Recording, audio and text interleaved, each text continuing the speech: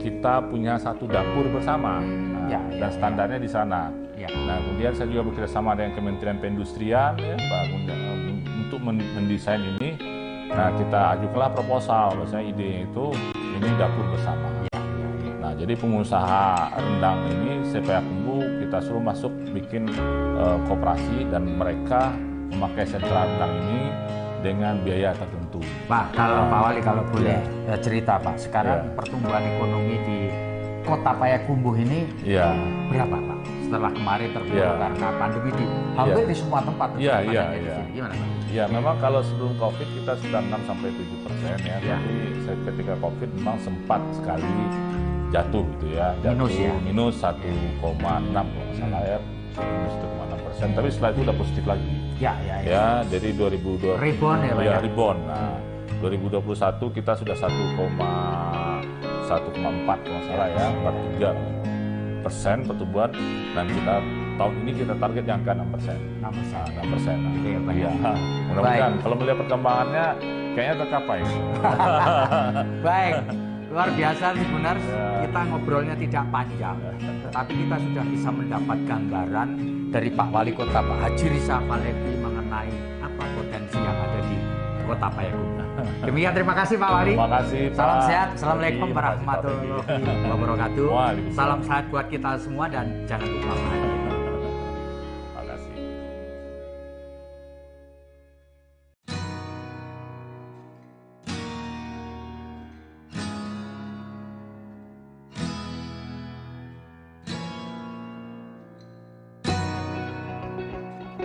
Selepas dari Payakumbuh, kami menuju ke kota Bukit Tinggi. Kami menginap semalam di kota yang terkenal dengan udaranya yang sejuk ini.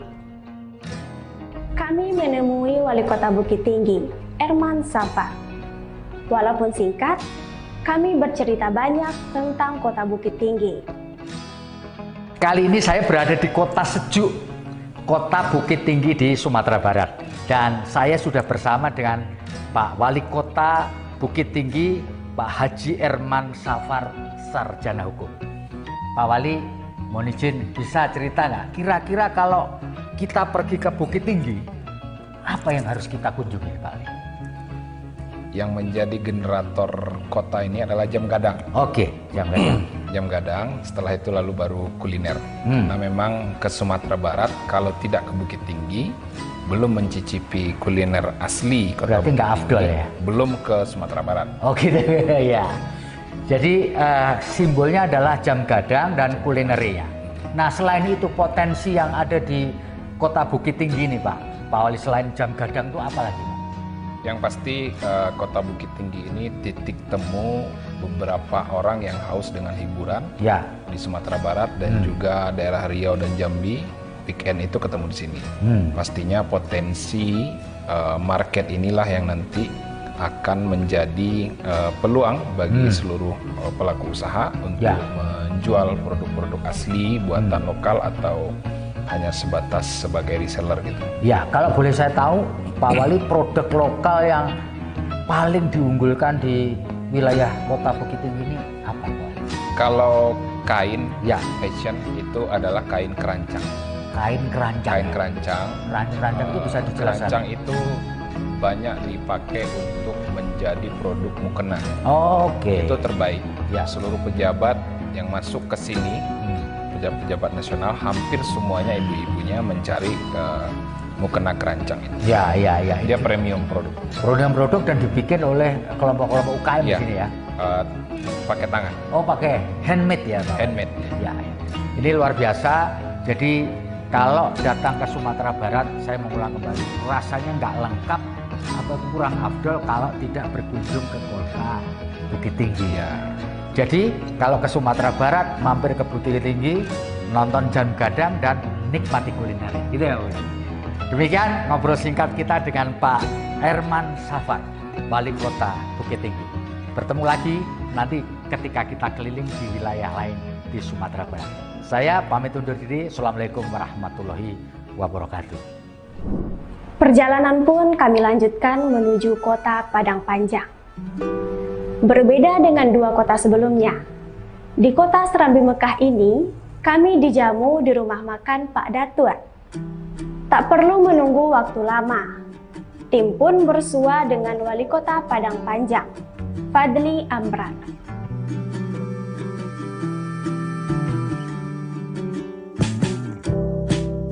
Hai Tribuners, bertemu lagi dengan saya Febi Mahendra Putra, Direktur Pemberitaan Tribun Network. Kali ini saya berada di kota yang sejuk di wilayah Sumatera Barat. Namanya adalah Kota Padang Panjang. Dan sekarang saya sudah bersama dengan pemimpin dari kota itu, Pak Wali Kota, Pak Fadli Amran. Assalamualaikum, Pak. Waalaikumsalam. Selamat datang di Kota Padang Panjang, Mas. Iya. Pak Fadli, tentu Bapak bisa cerita mengenai potensi dari kota ini, Pak. Silakan, Pak. Iya, Kota Padang Panjang kota kecil ya. Tadi Mas Febi sampaikan berhawa sejuk. Iya. Dan kita dikenal sebagai Kota Serambi Mekah, kota pendidikan. Dan ini memang adalah salah satu prioritas pembangunan kita. Bagaimana kita bekerja sama dengan pondok pesantren, sekolah dan lain-lain, sehingga menciptakan atmosfer pendidikan yang saya rasa salah satu yang terbaik di Sumatera Barat. Itu. Dan yang kedua, karena cuaca sejuk dan kita memang di kota perlintasan ya di tengah-tengah Sumatera Barat, kita pun juga dikenal sebagai kota kuliner. Oh, kulineri. Ya, kita juga memotong pajak kulineri kita dari 10% jadi 5%. Jadi alhamdulillah banyak tumbuh perekonomian di bidang kulineri. Ya. Gitu, jadi setelah kita turun pandeminya, mulai turun landai, ekonomi di kota ini mulai bergerak lagi. Shop ya, tempat-tempat makan yang baru Kita juga ciptakan pasar kuliner Padang Panjang yang buka sampai malam hari, dini hari malah. Dan itu banyak dilintasi dan juga dinikmati oleh pengunjung ataupun orang yang sedang berlintas di jalur Sumatera Barat. Ya, jadi Tribuners, kota ini tidak jauh dari Bukit Tinggi. Jadi kalau ke Bukit Tinggi nggak afdol rasanya kalau kita tidak mampir menikmati kuliner di Kota Padang Panjang. Betul sekali. Pak Wali, terima kasih banyak atas penjelasannya yang singkat, tetapi kita bisa mengenang sebagai kota yang sejuk dan tenang. Demikian, Assalamualaikum warahmatullahi wabarakatuh.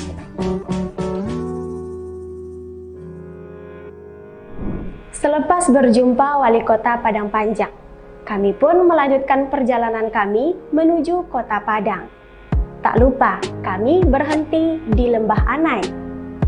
Kami menikmati suasana air terjun di perlintasan Kota Bukit Tinggi Padang ini. Ya, kita sekarang lagi berada di air terjun Anai, Lembah Anai di Padang Panjang, Sumatera Barat. Terkenal karena letaknya berada di pinggir jalan persis. Dan di sepanjang jalan ini nanti mata airnya akan dipakai untuk kolam-kolam renang tradisional. Bisa kelihatan airnya terus mengalir dan ini kayak hujan. Jadi kalau Anda mau dari Padang ke Bukit Tinggi pasti melewati daerah ini. Demikian pula sebalik. Kita saksikan ya, mantap.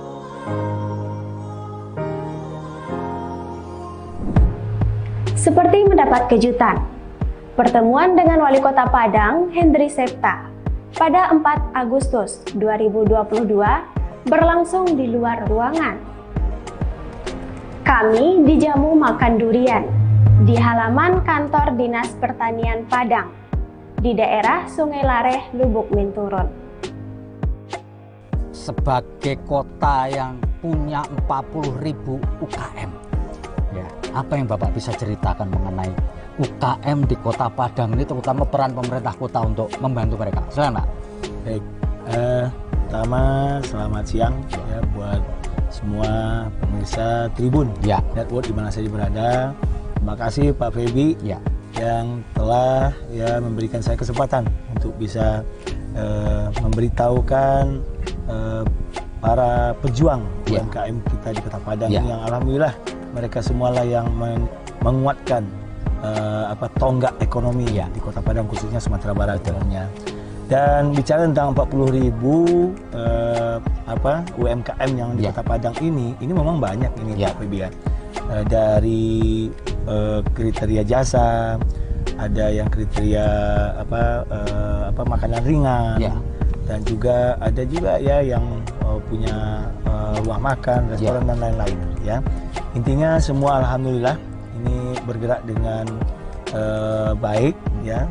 dan kami pemerintah Kota Padang insya Allah selalu hadir untuk bisa membantu mana-mana yang mereka membutuhkan, misalnya tambahan modal kerja, pinjaman modal dan lain-lain. Nah, pemerintah hadir di sini dan juga pemerintah insya Allah juga melalui dinas terkait, yaitu Dinas Perdagangan, Dinas UMKM dan Koperasi, itu bagaimana selalu menjadi jembatan, artinya jembatan penghubung antara UMKM kita dengan calon pembeli, calon berbayar atau bayar dari produk-produk. Duduk lesehan bersama Wali Kota Padang, obrolan pun mengalir dengan santai di sore itu. Bahkan Wali Kota Padang, Hendri Septa, takjub dengan karikatur yang kami bawa. Sudah jadi tradisi bagi Tribun Network, karikatur menjadi buah tangan saat bertemu dengan kepala daerah.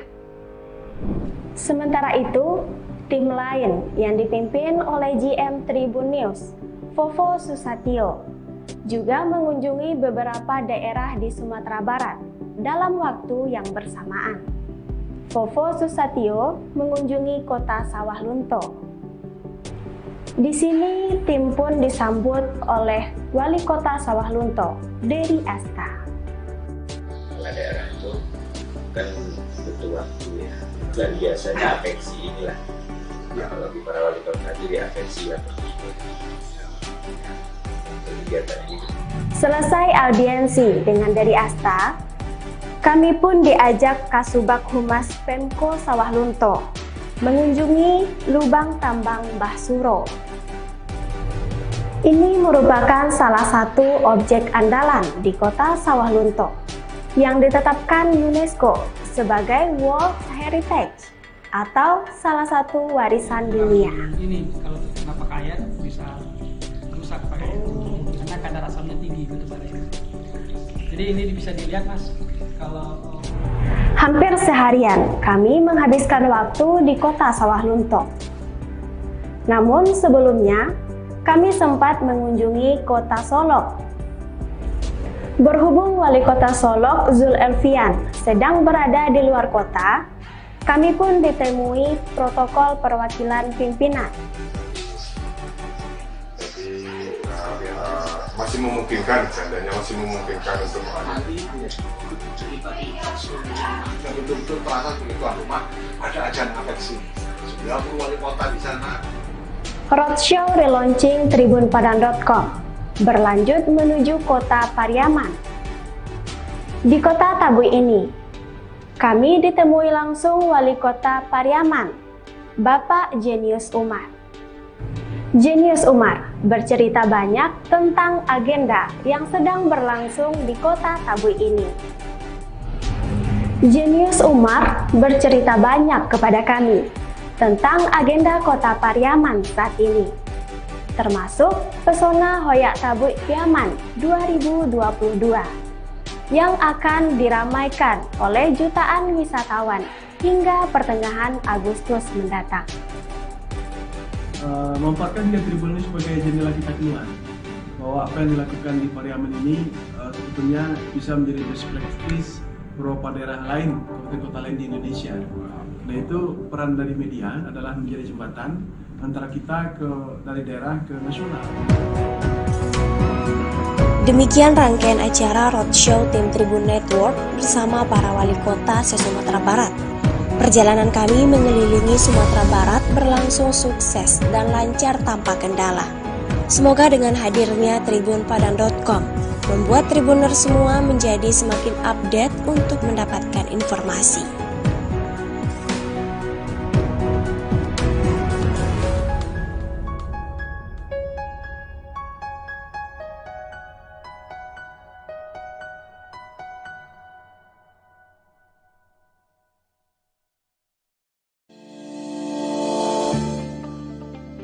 Waterfront City Kota Pariaman. Pemerintah Kota Pariaman terus menggenjot pengembangan kawasan Waterfront City yang merupakan program unggulan masa kepemimpinan Wali Kota Pariaman Jenius Umar dan Wakil Wali Kota Pariaman Mardison Mahyudin. Waterfront City merupakan kawasan tepi laut atau bagian kota yang berbatasan dengan air dengan konsep pengembangannya di tepi pantai, sungai, ataupun danau. Kota Pariaman menjadi satu-satunya daerah yang memiliki konsep Waterfront City. Hal ini dikarenakan belum adanya kota ataupun kabupaten di Sumatera Barat yang menyulap bantaran sungainya menjadi daya tarik wisata. Untuk mewujudkan pembangunan Waterfront City tersebut, Pemko Pariaman telah menyusun perencanaan menyeluruh terhadap 3 sungai besar di Kota Pariaman, yaitu Sungai Batang Pampan, Sungai Batang Mangor, dan Sungai Batang Mangguang. Ketiganya ditata bukan hanya sebagai saluran air dan pengendalian banjir, namun juga sebagai daya tarik wisata, dan juga memiliki benefit untuk Kota Pariaman serta meningkatkan perekonomian masyarakat setempat. Selain kawasan Batang Mampan dan Talau Pawah Pariaman, Pemko Pariaman juga sedang mengebut pembangunan jalan sepanjang 6 km di tepi aliran Sungai Batang Mangor, Kecamatan Pariaman Selatan, Kota Pariaman, yang dibangun tanpa adanya anggaran dari pemerintah. Pembukaan jalan Rp0 ini dilakukan dengan cara bergotong royong dengan melibatkan personil OPD Kota Pariaman dan seluruh masyarakat. Untuk membangun infrastruktur maupun perencanaan Waterfront City yang baik, diperlukan komitmen pemerintah daerah dalam hal penyediaan atau pembebasan lahan, sinergi, dan koordinasi yang baik dengan para pihak pemangku kepentingan, baik di pusat maupun daerah. Juga peran serta masyarakat dalam membantu dan memelihara baik bangunan dan sungai ataupun tepian air yang ada. Dengan hadirnya Waterfront City, semoga Kota Pariaman bisa menjadi percontohan nasional untuk pembangunan kota tepi air, seiring dengan gencarnya pembangunan yang dilakukan oleh Pemko Pariaman.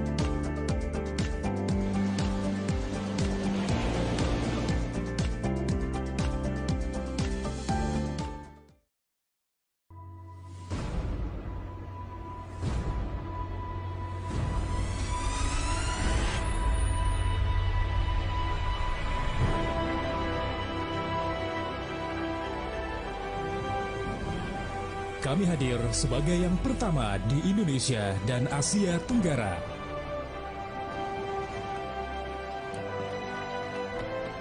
Satu abad lebih kami berkarya.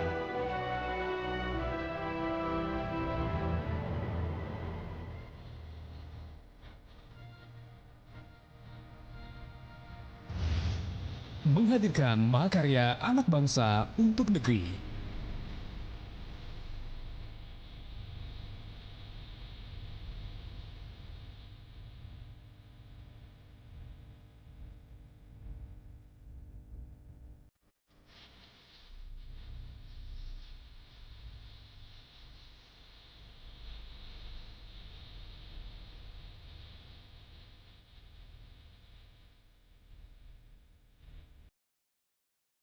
Sebagai perusahaan asli Indonesia, kami terus berkomitmen untuk memberikan produk dengan kualitas terbaik bagi pembangunan bangsa kini hingga nanti.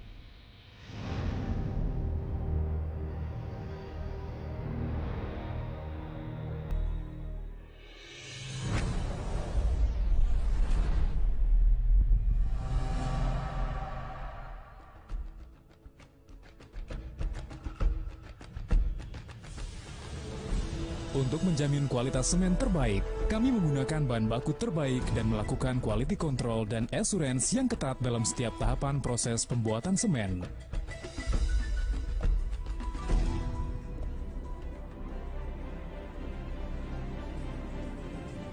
Sebagai perusahaan yang berpengalaman di industri ini, kami bertekad untuk selalu menjadi pionir dalam rekayasa engineering dan pengembangan industri persemenan nasional.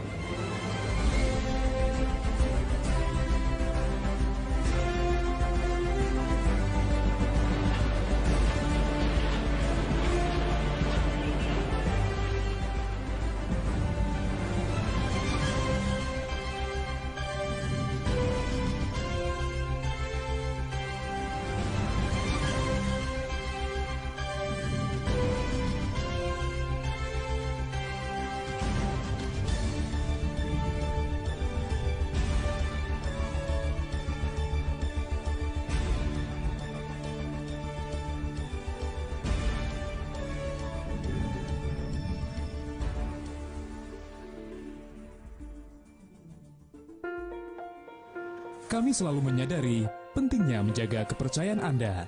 Untuk itu, kami senantiasa menjaga kualitas produk melalui penerapan sistem manajemen mutu berstandar internasional ISO 9001 yang diaplikasikan dengan konsisten, serta SDM yang profesional dan didukung dengan peralatan yang canggih. Produk semen Padang dengan predikat Global Customer Satisfaction Standard 5-Star Quality Product. Semen PCC, Portland Composite Semen, semen serbaguna cocok untuk semua bangunan Anda.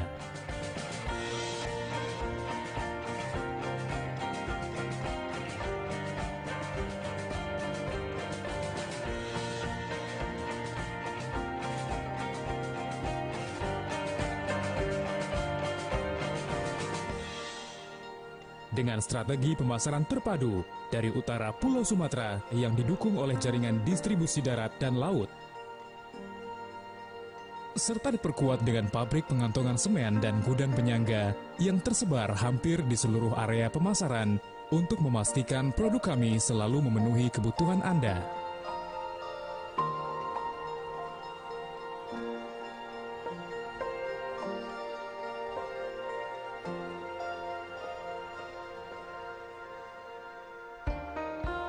Sebagai pelaku bisnis industri semen yang besar, kami tidak hanya mencukupi permintaan semen domestik, tapi juga permintaan semen di Asia, Australia, Afrika, bahkan Amerika. Dalam mewujudkan visi kami menjadi perusahaan persemenan yang handal, unggul, dan berwawasan lingkungan di Indonesia bagian Barat dan Asia Tenggara, kami menjalankan sistem pengelolaan lingkungan ISO 14001 serta program-program Clean Development Mechanism. Teknologi yang ramah lingkungan, Waste Heat Recovery Power Generation, merupakan upaya inovatif dalam meningkatkan efisiensi penggunaan energi.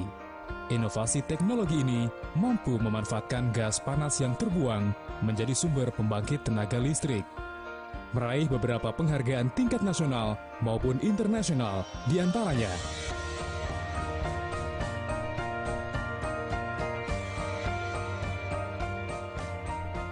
Upaya untuk terus konsisten dalam pelestarian lingkungan dan konvensi energi membuat kami dianugerahi Proper Hijau dari Kementerian Lingkungan Hidup dan Kehutanan.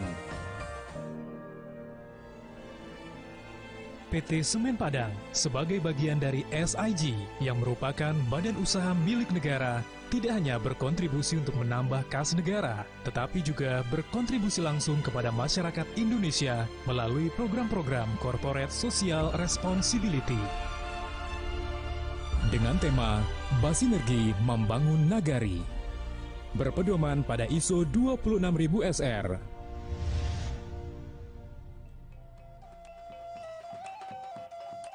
Kami bertekad untuk terus tumbuh dan berkembang bersama masyarakat demi perubahan kehidupan yang lebih baik dalam prinsip keberlanjutan.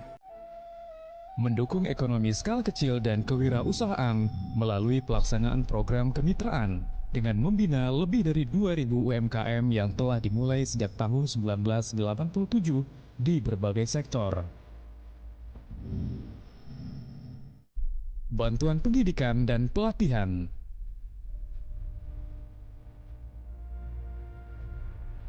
Program Bina Lingkungan dengan mengacu pada Peraturan Menteri BUMN dalam peningkatan kualitas hidup masyarakat melalui bantuan bencana alam.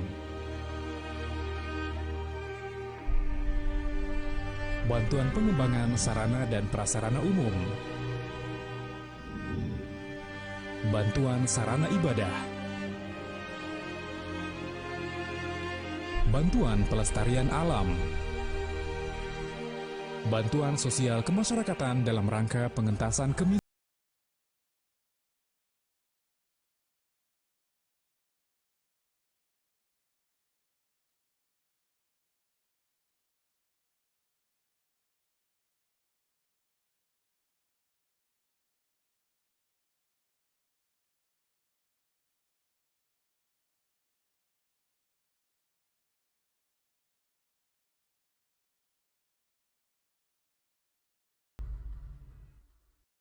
Sejumlah daerah di Sumatera Barat kami kunjungi dalam acara Roadshow Relaunching tribunpadang.com. mulai dari Payakumbuh, Bukit Tinggi, Padang Panjang, Pariaman, Sawah Lunto, hingga Kota Padang. 2 tim pun diturunkan dalam roadshow jelang relaunching tribunpadang.com. Tim pertama digawangi oleh Direktur Pemberitaan Tribun Network. Hai, sekarang sudah jam 1:30 alias setengah 2 dini hari. Kita akan berangkat ke Sumatera Barat, ke Kota Padang, tapi mampir dulu ke Payakumbuh. Kenapa kita berangkat pada malam hari, dini hari? Karena untuk menghindari kemacetan. Dan kita tahu kemacetan itu tidak bisa diperkirakan, maka kita berangkat dini hari. Nanti kita akan lihat situasi selama perjalanan, tentu masih gelap.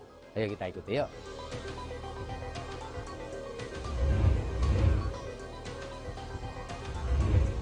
Tim yang bergerak dari Pekanbaru menggunakan jalur darat menemui Wali Kota Payakumbuh, Riza Falepi, Selasa 2 Agustus 2022.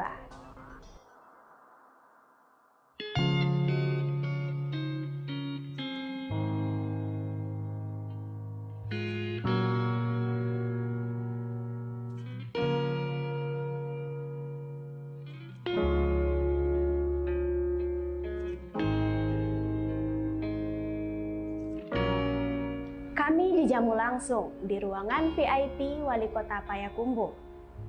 Penuh semangat, Riza Falepi bercerita tentang geliat ekonomi Payakumbuh setelah terdampak pandemi COVID-19. Hai Tribuners, kali ini saya berada di sebuah kota yang luar biasa menurut saya. Hawanya sejuk, Kota Payakumbuh di Sumatera Barat. Kebetulan bertemu dengan Pak Wali Kota Haji Riza Falepi, dan kebetulan Pak Wali bercerita mengenai potensi yang ada di Kota Payakumbuh. Beliau menyebutkan ada sentra rendang. Pak, bisa cerita Pak Riza mengenai sentra rendang di Payakumbuh?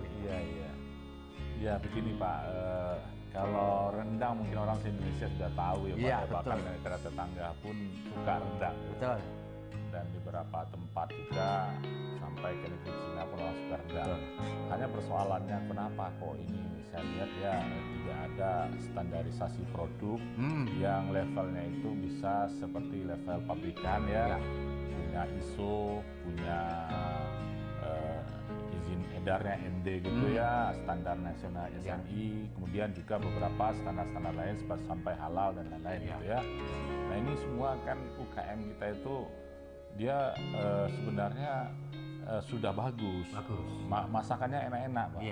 Hanya masalahnya dapurnya itu punya dapur masing-masing itu belum bisa memenuhi standar pabrik karena itu kan mahal. Punya ide kita bagaimana caranya kita punya satu dapur bersama dan standarnya di sana. Nah kemudian saya juga bekerjasama dengan Kementerian Perindustrian untuk mendesain ini. Nah kita ajukanlah proposal, bahwasanya idenya itu ini dapur bersama. Nah jadi pengusaha rendang ini Payakumbuh kita suruh masuk bikin koperasi dan mereka memakai sentra rendang ini dengan biaya tertentu.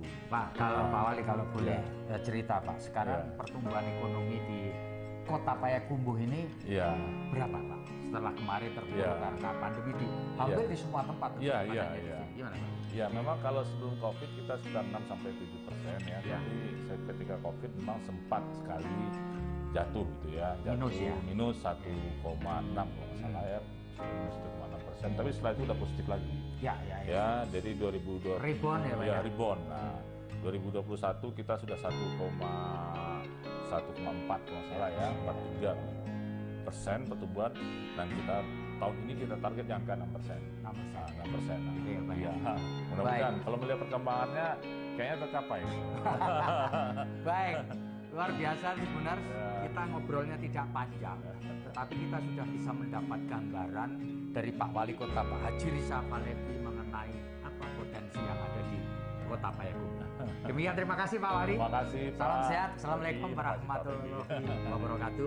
Salam sehat buat kita semua dan jangan lupa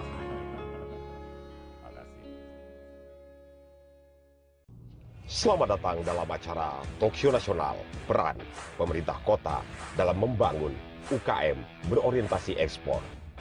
Kami mengucapkan terima kasih kepada para narasumber, partisipan, dan pemirsa yang sudah hadir, baik secara langsung maupun virtual.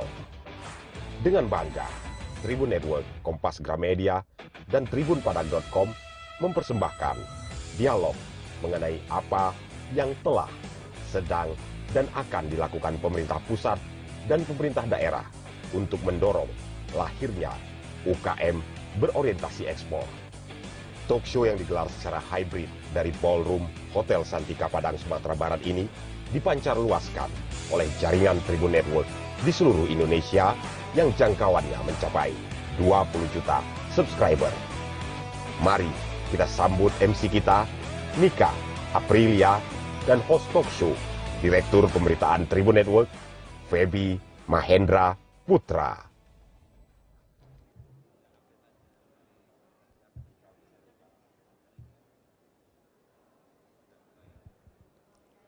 Assalamualaikum warahmatullahi wabarakatuh. Selamat datang kami ucapkan kepada seluruh tamu undangan serta hadirin sekalian yang hadir di ruangan ini ataupun yang hadir secara virtual. Kami ucapkan selamat bergabung dalam acara Talkshow Nasional dengan tema Peran Pemerintah Kota dalam Membangun UKM Berorientasi Ekspor.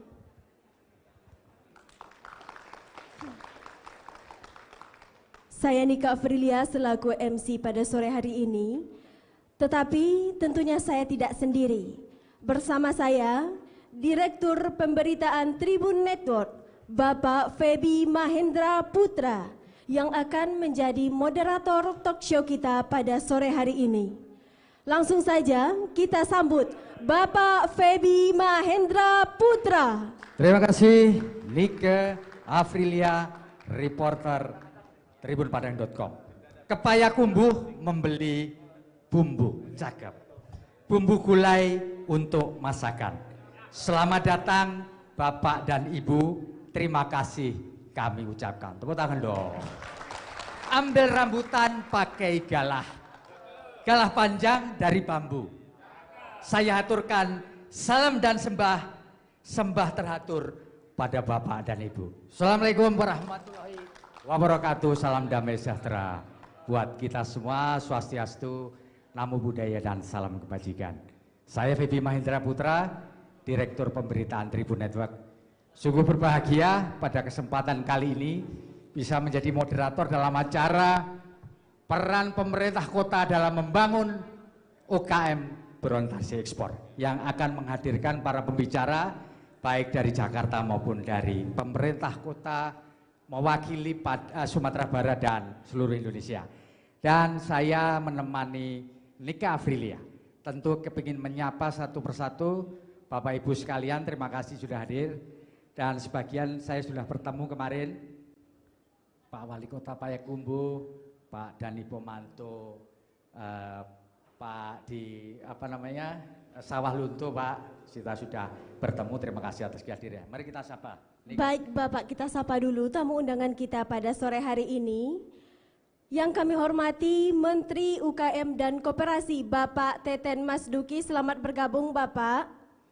Menteri Perdagangan Bapak Zulkifli Hasan, Gubernur Sumatera Barat Bapak Amahyaldi Ansarullah, Wali Kota Padang Bapak Henry Septa, Wali Kota Bukit Tinggi Bapak Erman Safar. Ada siapa lagi Bapak? Ada Wali Kota Bapak Padang Panjang Bapak Fadli Amran, tapi saya lihat belum ada. On the way Pak Fadli Amran. Lalu kemudian Pak Wali Kota Pariaman Bapak Genio Sumar, terima kasih Pak. Lalu ada Pak Wali Kota Payakumbuh ini Pak Risa Valevi, terima kasih sudah hadir Pak Risa. Lalu kemudian ada Bapak Wali Kota Sawah Lunto Bapak Dery Asta, terima kasih Pak Dery. Selamat siang, Assalamualaikum. Ada Wali Kota Solok Bapak Zul Elvian, beliau tidak bisa hadir, tapi menitipkan salam buat kita karena beliau lagi ada di Jakarta. Lalu ada Pak Wali Kota Medan, Bapak Bobi Nasution. Beliau tidak bisa hadir secara fisik, tapi beliau sudah mengirimkan video kepada kami. Lalu ada Pak Bima Arya Sugiarto, beliau akan mengikuti acara ini secara virtual. Lalu ada Pak Wali Kota Makassar, Bapak Muhammad Ramdan Pomanto. Pak Dani, terima kasih banget sudah hadir di ruang kita kali ini. Siapa lagi nih Kak? Kemudian dosen Fakultas Ekonomi Universitas Andalas, Ibu Sari Lenggogeni. Selamat bergabung Ibu. Terima kasih Ibu Sari, luar biasa Ibu.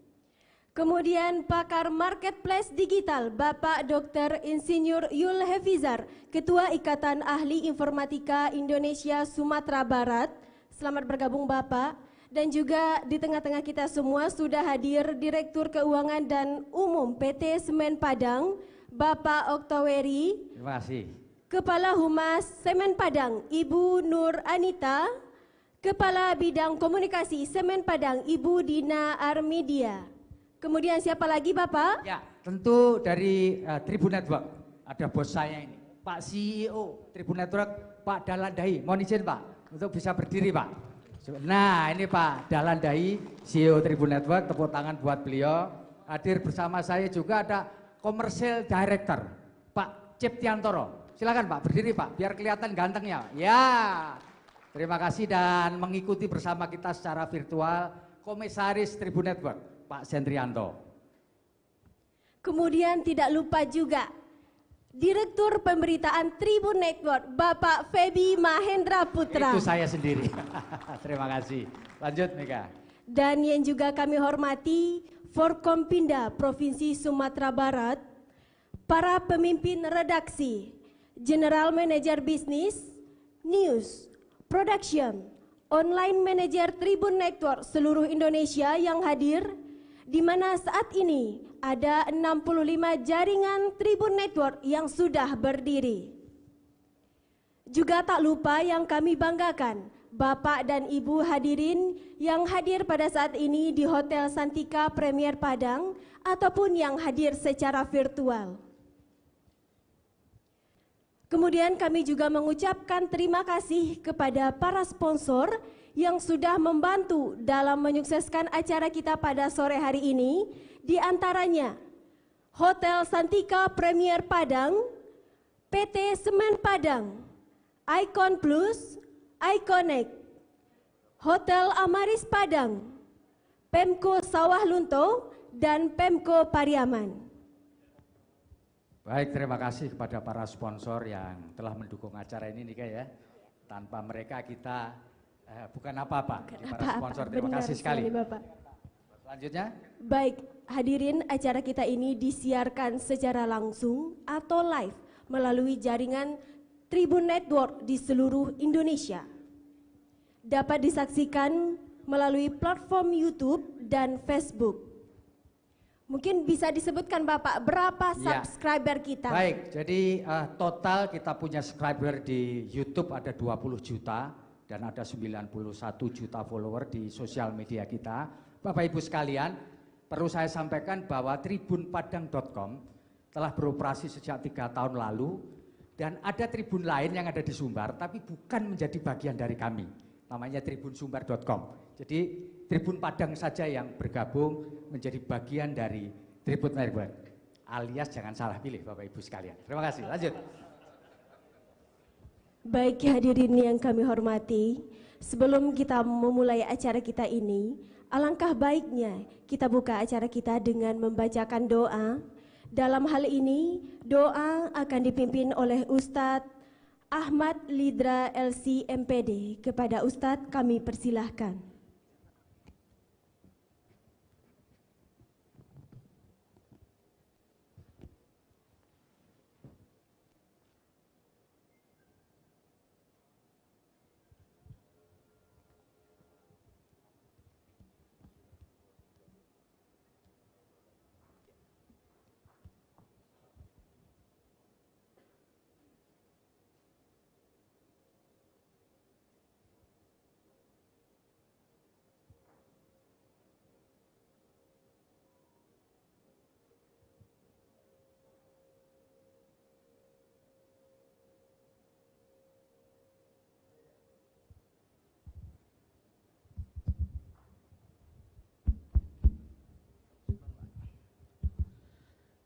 Assalamualaikum warahmatullahi wabarakatuh.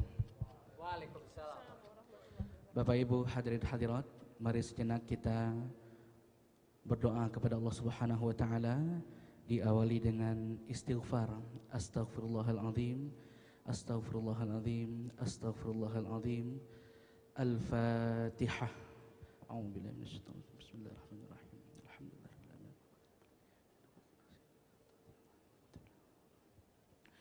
أعوذ بالله من الشيطان الرجيم بسم الله الرحمن الرحيم حمدا ناعمين حمدا شاكرين حمدا يوافي نعمه ويكافئ مزيده اللهم لك الحمد بما خلقتنا ولك الحمد بما رزقتنا ولك الحمد بما هديتنا اللهم لك الحمد بالإسلام ولك الحمد بالإيمان ولك الحمد بالقرآن فلك الحمد على ذلك حمدا كثيرا فلك الحمد حتى ترضى ولك الحمد إذا رضيت ولك الحمد بعد الرضا ربنا لا نحصي ثناء عليك أنت كما أثنيت على نفسك اللهم صل وسلم على سيدنا محمد وعلى آله وصحبه أجمعين اللهم إنا نسألك بأن لك الحمد لا إله إلا أنت الحنان أنت المنان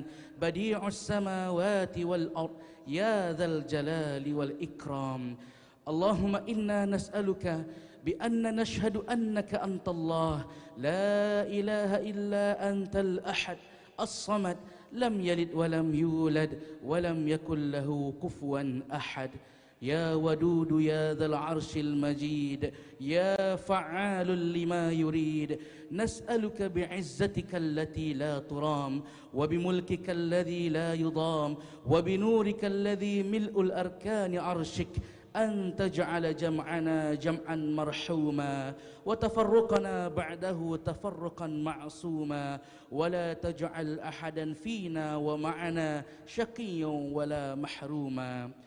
Ya Allah, kami bersyukur kepadamu karena Engkau telah menciptakan kami, karena Engkau telah memberi rezeki kami, karena Engkau telah memberi kami hidayah, karena Engkau telah mencukupkan kami, karena Engkau telah menjadikan kami muslim dan mukmin, karena Engkau telah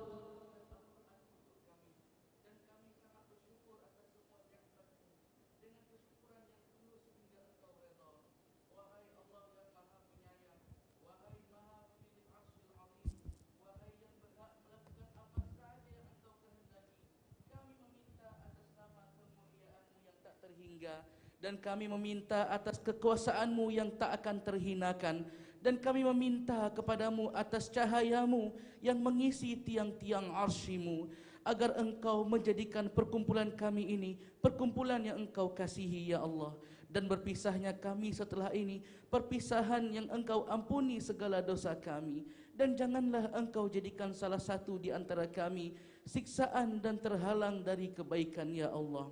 Ya Allah yang maha memberi kedamaian, penuhi acara ini dengan keberkahan dan menjadi momentum perekat persatuan. Jauhkan kami dari perselisihan, perpecahan dan permusuhan. Kuatkanlah ikatan di antara kami agar saling menyokong untuk kemajuan.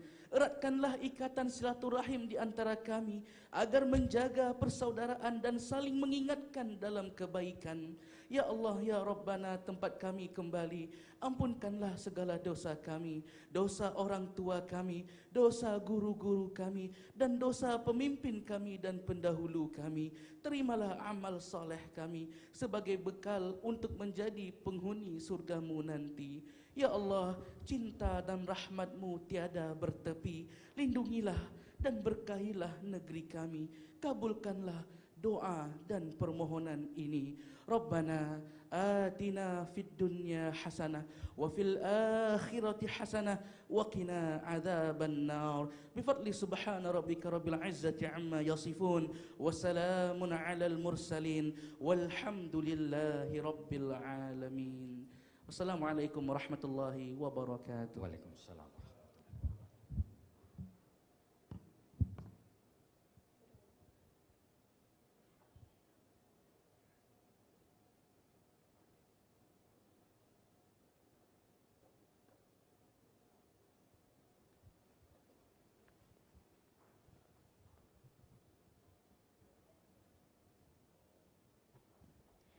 Terima kasih kita ucapkan kepada Ustadz Ahmad Lidra LCMPD. Selanjutnya, sebelum kita mulai seluruh rangkaian acara kita pada sore hari ini, kami mengajak para tamu undangan yang terhormat untuk bersama-sama kita menyanyikan lagu kebangsaan Indonesia Raya. Untuk itu kami minta kepada para tamu undangan agar dapat berdiri sebagai bentuk penghormatan kita.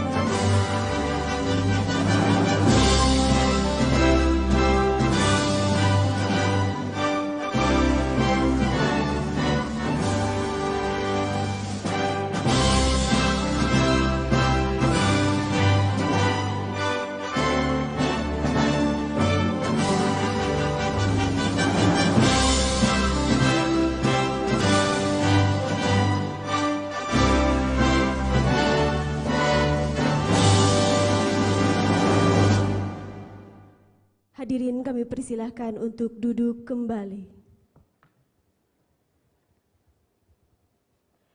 Selanjutnya, sambutan oleh CEO Tribun Network, Bapak Dahlan Dahi, sekaligus membuka acara kita pada sore hari ini. Kepada Bapak Dahlan Dahi, kami persilahkan.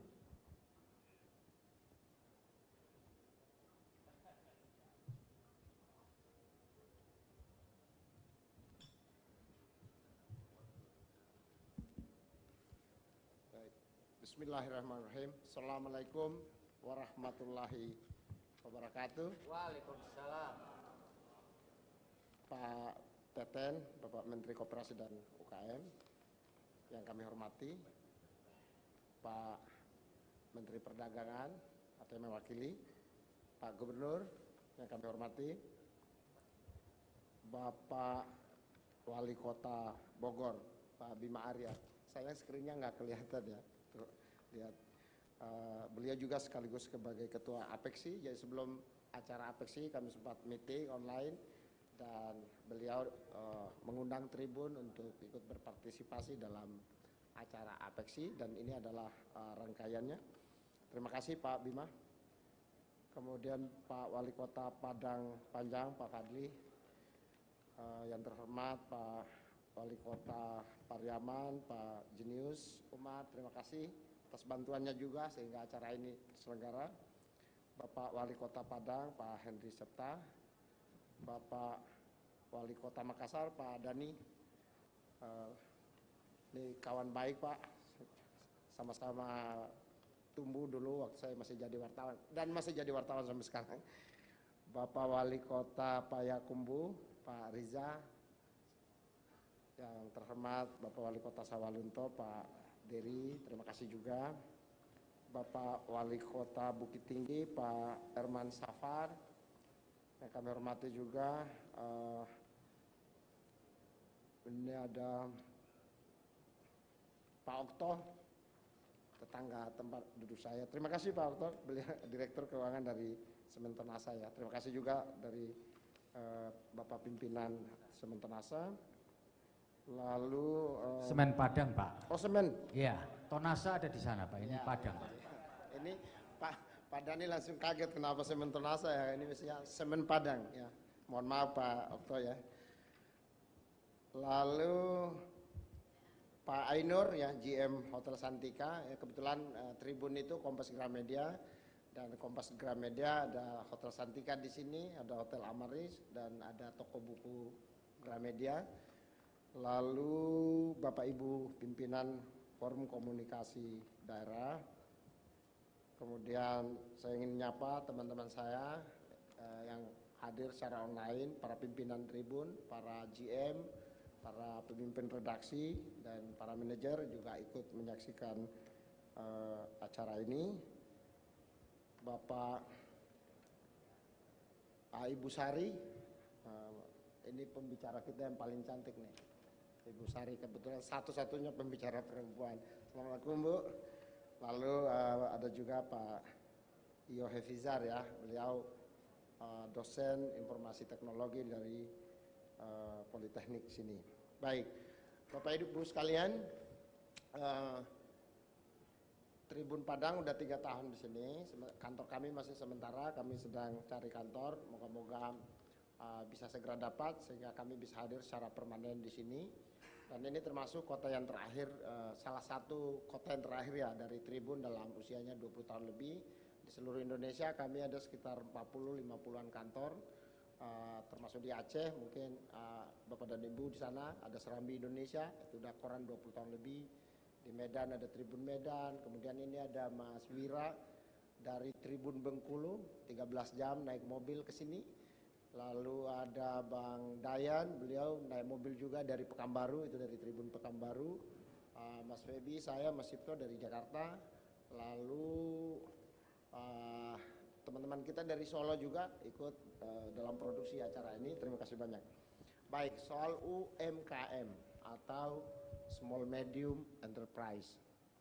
Di bisnis digital kami lihat bahwa ada pemain-pemain teknologi yang sangat besar, tetapi sebenarnya ada jutaan atau puluhan juta pelaku usaha kecil menengah atau dikenal dengan SME ya, Small Medium Enterprise. Apa yang dibutuhkan oleh teman-teman SME? Mereka tidak butuh cara berproduksi dan cara memasarkan, tapi yang dibutuhkan adalah akses pada sumber daya manusia yang bagus, bagaimana mengelola marketingnya, bagaimana mengkonekkannya dengan digital. Jadi itu akses kepada sumber daya. Yang kedua adalah akses kepada permodalan atau finansial. Sama yang ketiga adalah akses pada teknologi.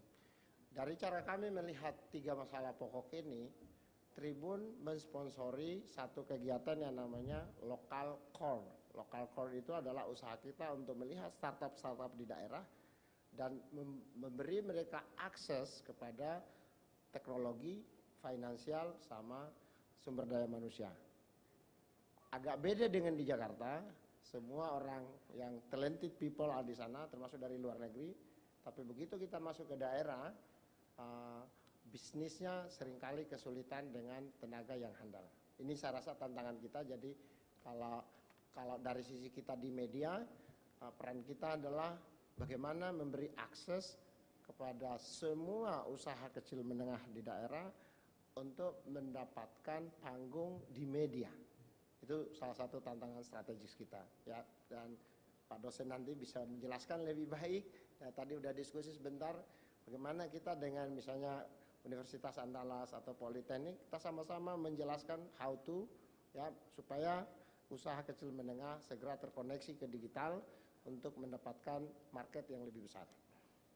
Semoga bantuan kecil ini bisa ikut memperkuat atau bisa memberikan kontribusi bagi Sumatera Barat. Itu pengantar, mohon doa restu dan mari kita ikuti webinar ini. Terima kasih. Assalamualaikum warahmatullahi wabarakatuh. Waalaikumsalam.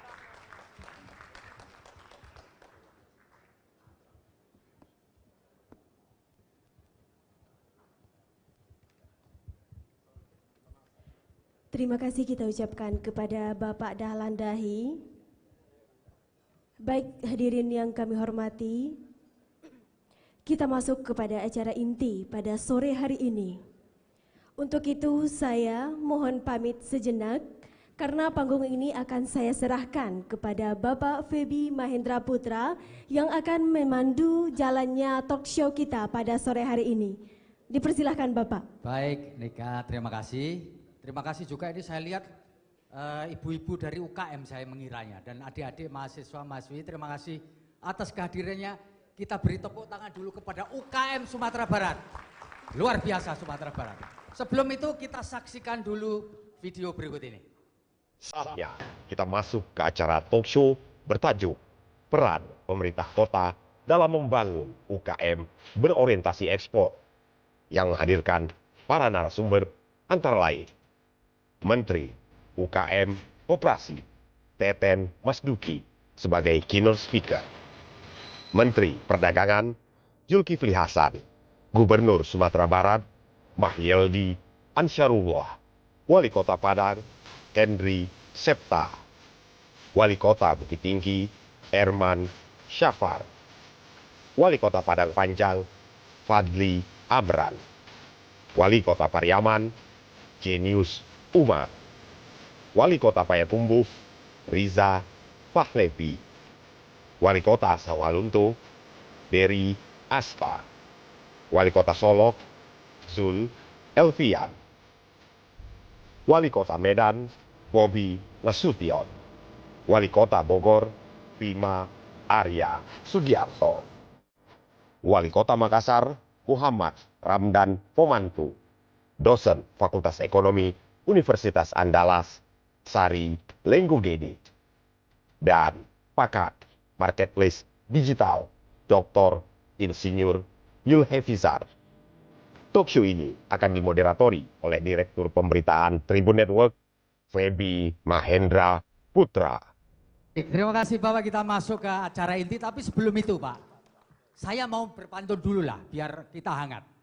Nanti Bapak Ibu bilang cakep gitu ya supaya saya lebih semangat. Ayam hutan namanya Bekisar. Cakep. Bekisar hitam mahal harganya. Cakep. Tribunnews.com portal nasional terbesar, tribunpadang.com ikut jadi bagiannya.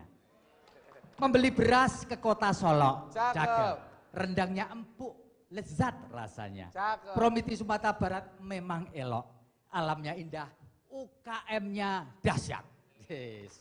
Pergi ke pasar beli kelengkeng.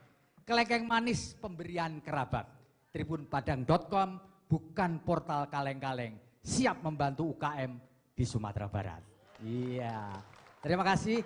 Dan kita akan sapa lebih dulu ya Pak Teten Masduki, tapi beliau mengutus staf khusus beliau ya. Karena beliau ada tugas negara yang tidak bisa ditinggalkan. Saya akan menyipa Pak Risa Damanik dulu. Pak Risa Damanik, staf khusus Menkop UKM. Selamat sore Pak. Pak Risa. Saya tadi sudah lihat Pak Risa sudah bergabung dengan kita. Kalau belum bergabung, saya ingin menyapa Pak Marodop Nainggolan, Direktur Pengembangan Pasar dan Informasi Pengembangan Ekspor Nasional. Pak Marodop. Nah ini Pak Marodop ya. Halo Pak, Pak Risa atau Pak Marodop ini? Pak Marodop. Hadir Pak Nainggolan.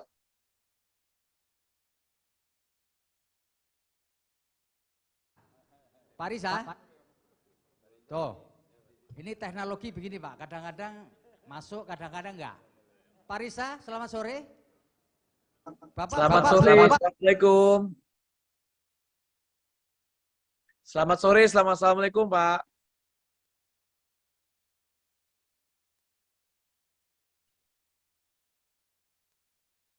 Suaranya hilang Pak. Bapak mendengar suara saya Pak? Nah, ini teknologi maju tapi nggak maju Pak, nggak apa-apa. Ini biasa perjuangan nasional kita gitu. Halo Pak, mendengar suara saya Pak? Bagus Pak. Alhamdulillah. Saya sudah deg-degan ini Pak.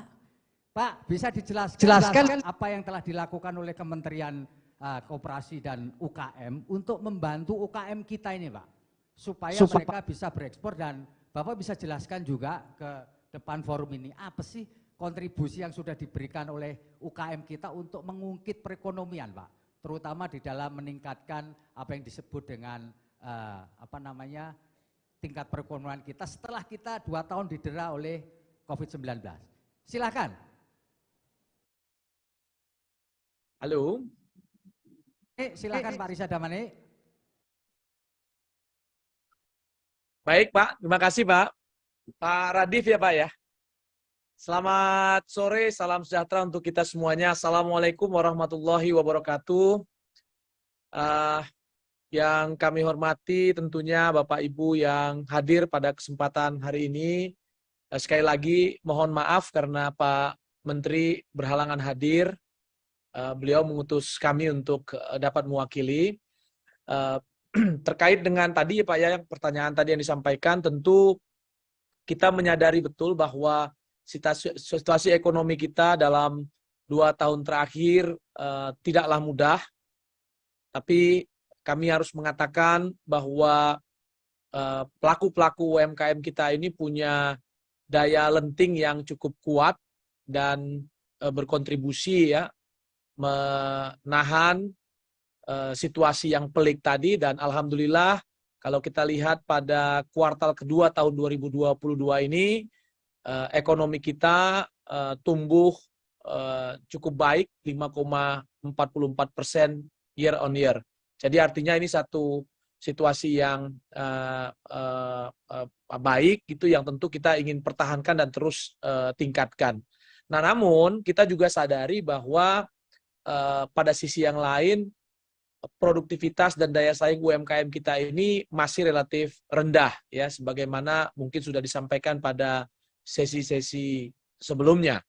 Indikasinya itu terlihat dari kontribusi ekspornya yang bisa dikatakan masih relatif terbatas gitu ya. Kalau kita bandingkan misalnya saat ini kita pada kisaran 15,6% ya, atau jauh di bawah kontribusi UMKM China misalnya yang sudah sampai pada 68%, India sudah 40%, Malaysia dan Vietnam itu sekitar 17%.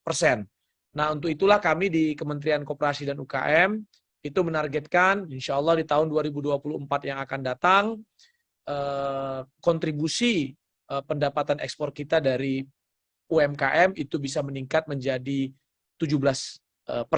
Ya, ini yang kita ingin targetkan. Nah, dalam upaya untuk mencapai target tersebut tentu ada sejumlah upaya yang tengah kita lakukan. Yang pertama tentunya kita mendorong konsolidasi dari pelaku-pelaku UMKM kita ini agar masuk dalam skala ekonomi, tidak lagi kecil-kecil. Ya, ini kami ingin wadahi melalui koperasi. Kita menargetkan sampai tahun 2024 kita punya 500 setidaknya ya koperasi modern yang dalam hal ini memainkan peran yang cukup strategis, baik itu dalam kerangka konsolidasi komoditinya, produknya, hasil produksinya, maupun dalam kaitan dengan membangun kemitraan-kemitraan strategis baik di pasar lokal, nasional maupun global gitu. Nah, yang kedua, kami di Kementerian Koperasi juga itu tengah mendorong rumah produksi bersama, Pak. Ya, jadi ini tahun ini ada 5 piloting yang kita sedang coba. Ya, ada di 5 lokasi. Yang pertama itu di Aceh, ya, komoditinya nilam. Lalu juga yang kedua itu rotan dan kayu, itu ada di Jawa Tengah, Sukoharjo. Terus untuk komoditi sapi itu ada di NTT.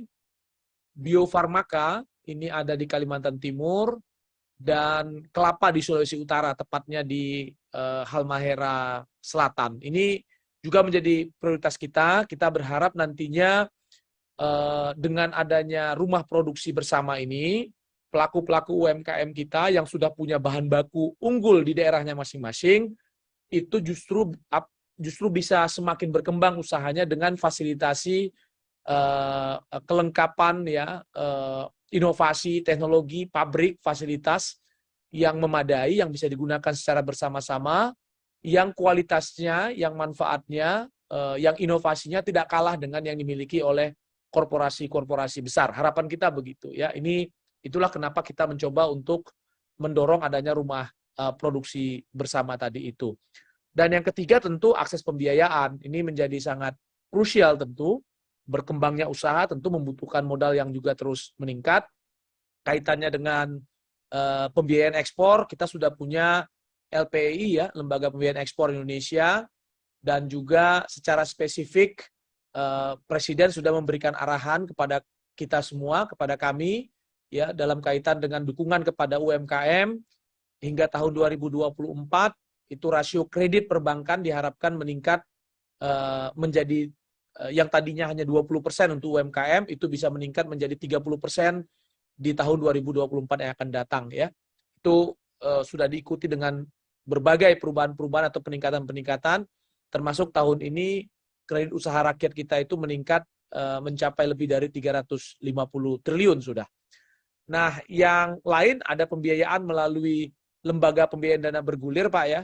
Ini BLU yang ada di Kementerian Koperasi dan UKM yang sejak 3 tahun terakhir ini secara khusus digunakan untuk pembiayaan kepada koperasi-koperasi, khususnya koperasi-koperasi sektor real yang berorientasi substitusi impor maupun orientasi ekspor gitu.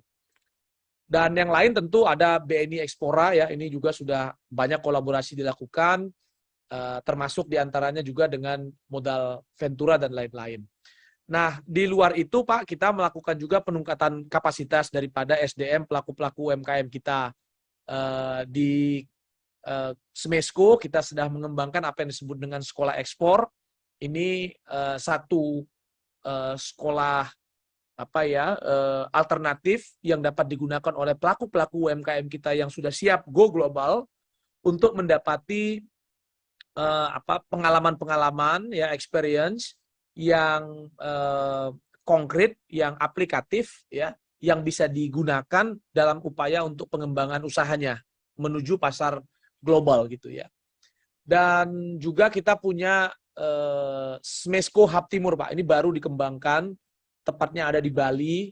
Jadi khususnya untuk Bapak Ibu kepala daerah yang dari timur Indonesia yang selama ini punya komoditi-komoditi unggulan yang dapat atau diminati oleh pasar global tapi sulit melakukan ekspor keluar karena volumenya sangat terbatas dan sementara logistiknya juga terbatas dan seterusnya.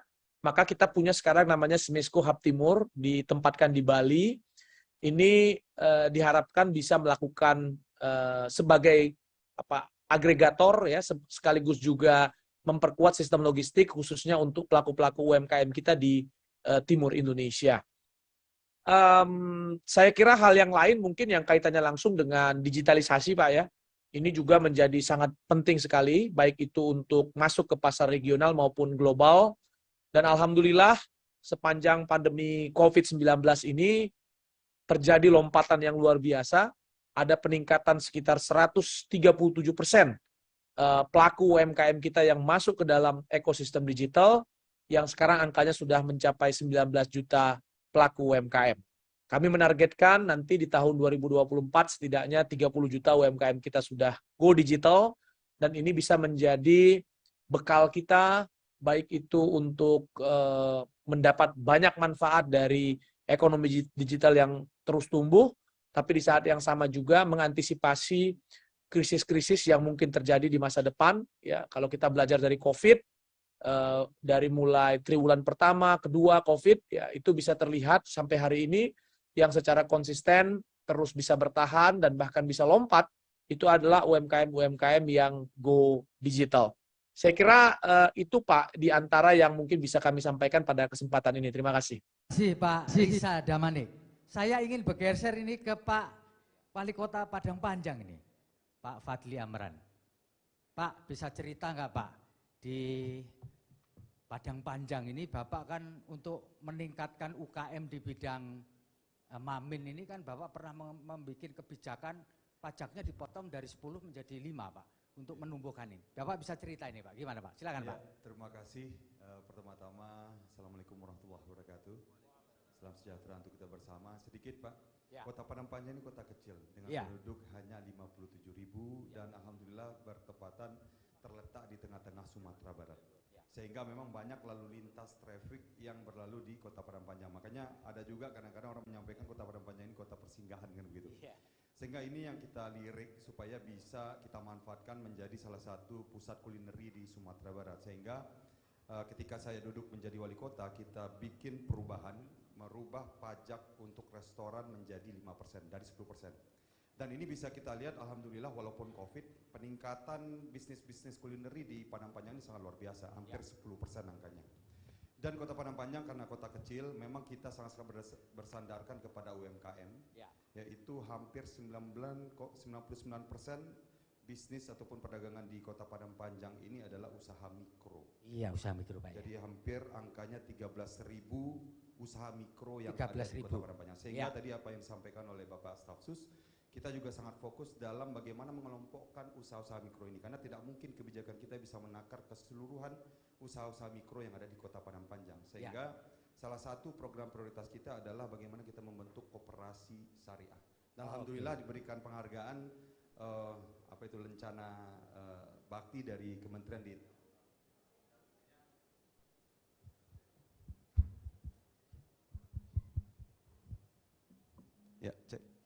Jadi ini yang kita lakukan karena waktu itu kita juga sempat konsultasi kepada kementerian supaya bagaimana mengelompokkan usaha-usaha mikro yang ada di Kota Padang Panjang. Memang kulineri dan juga makanan minuman menjadi dominan di situ.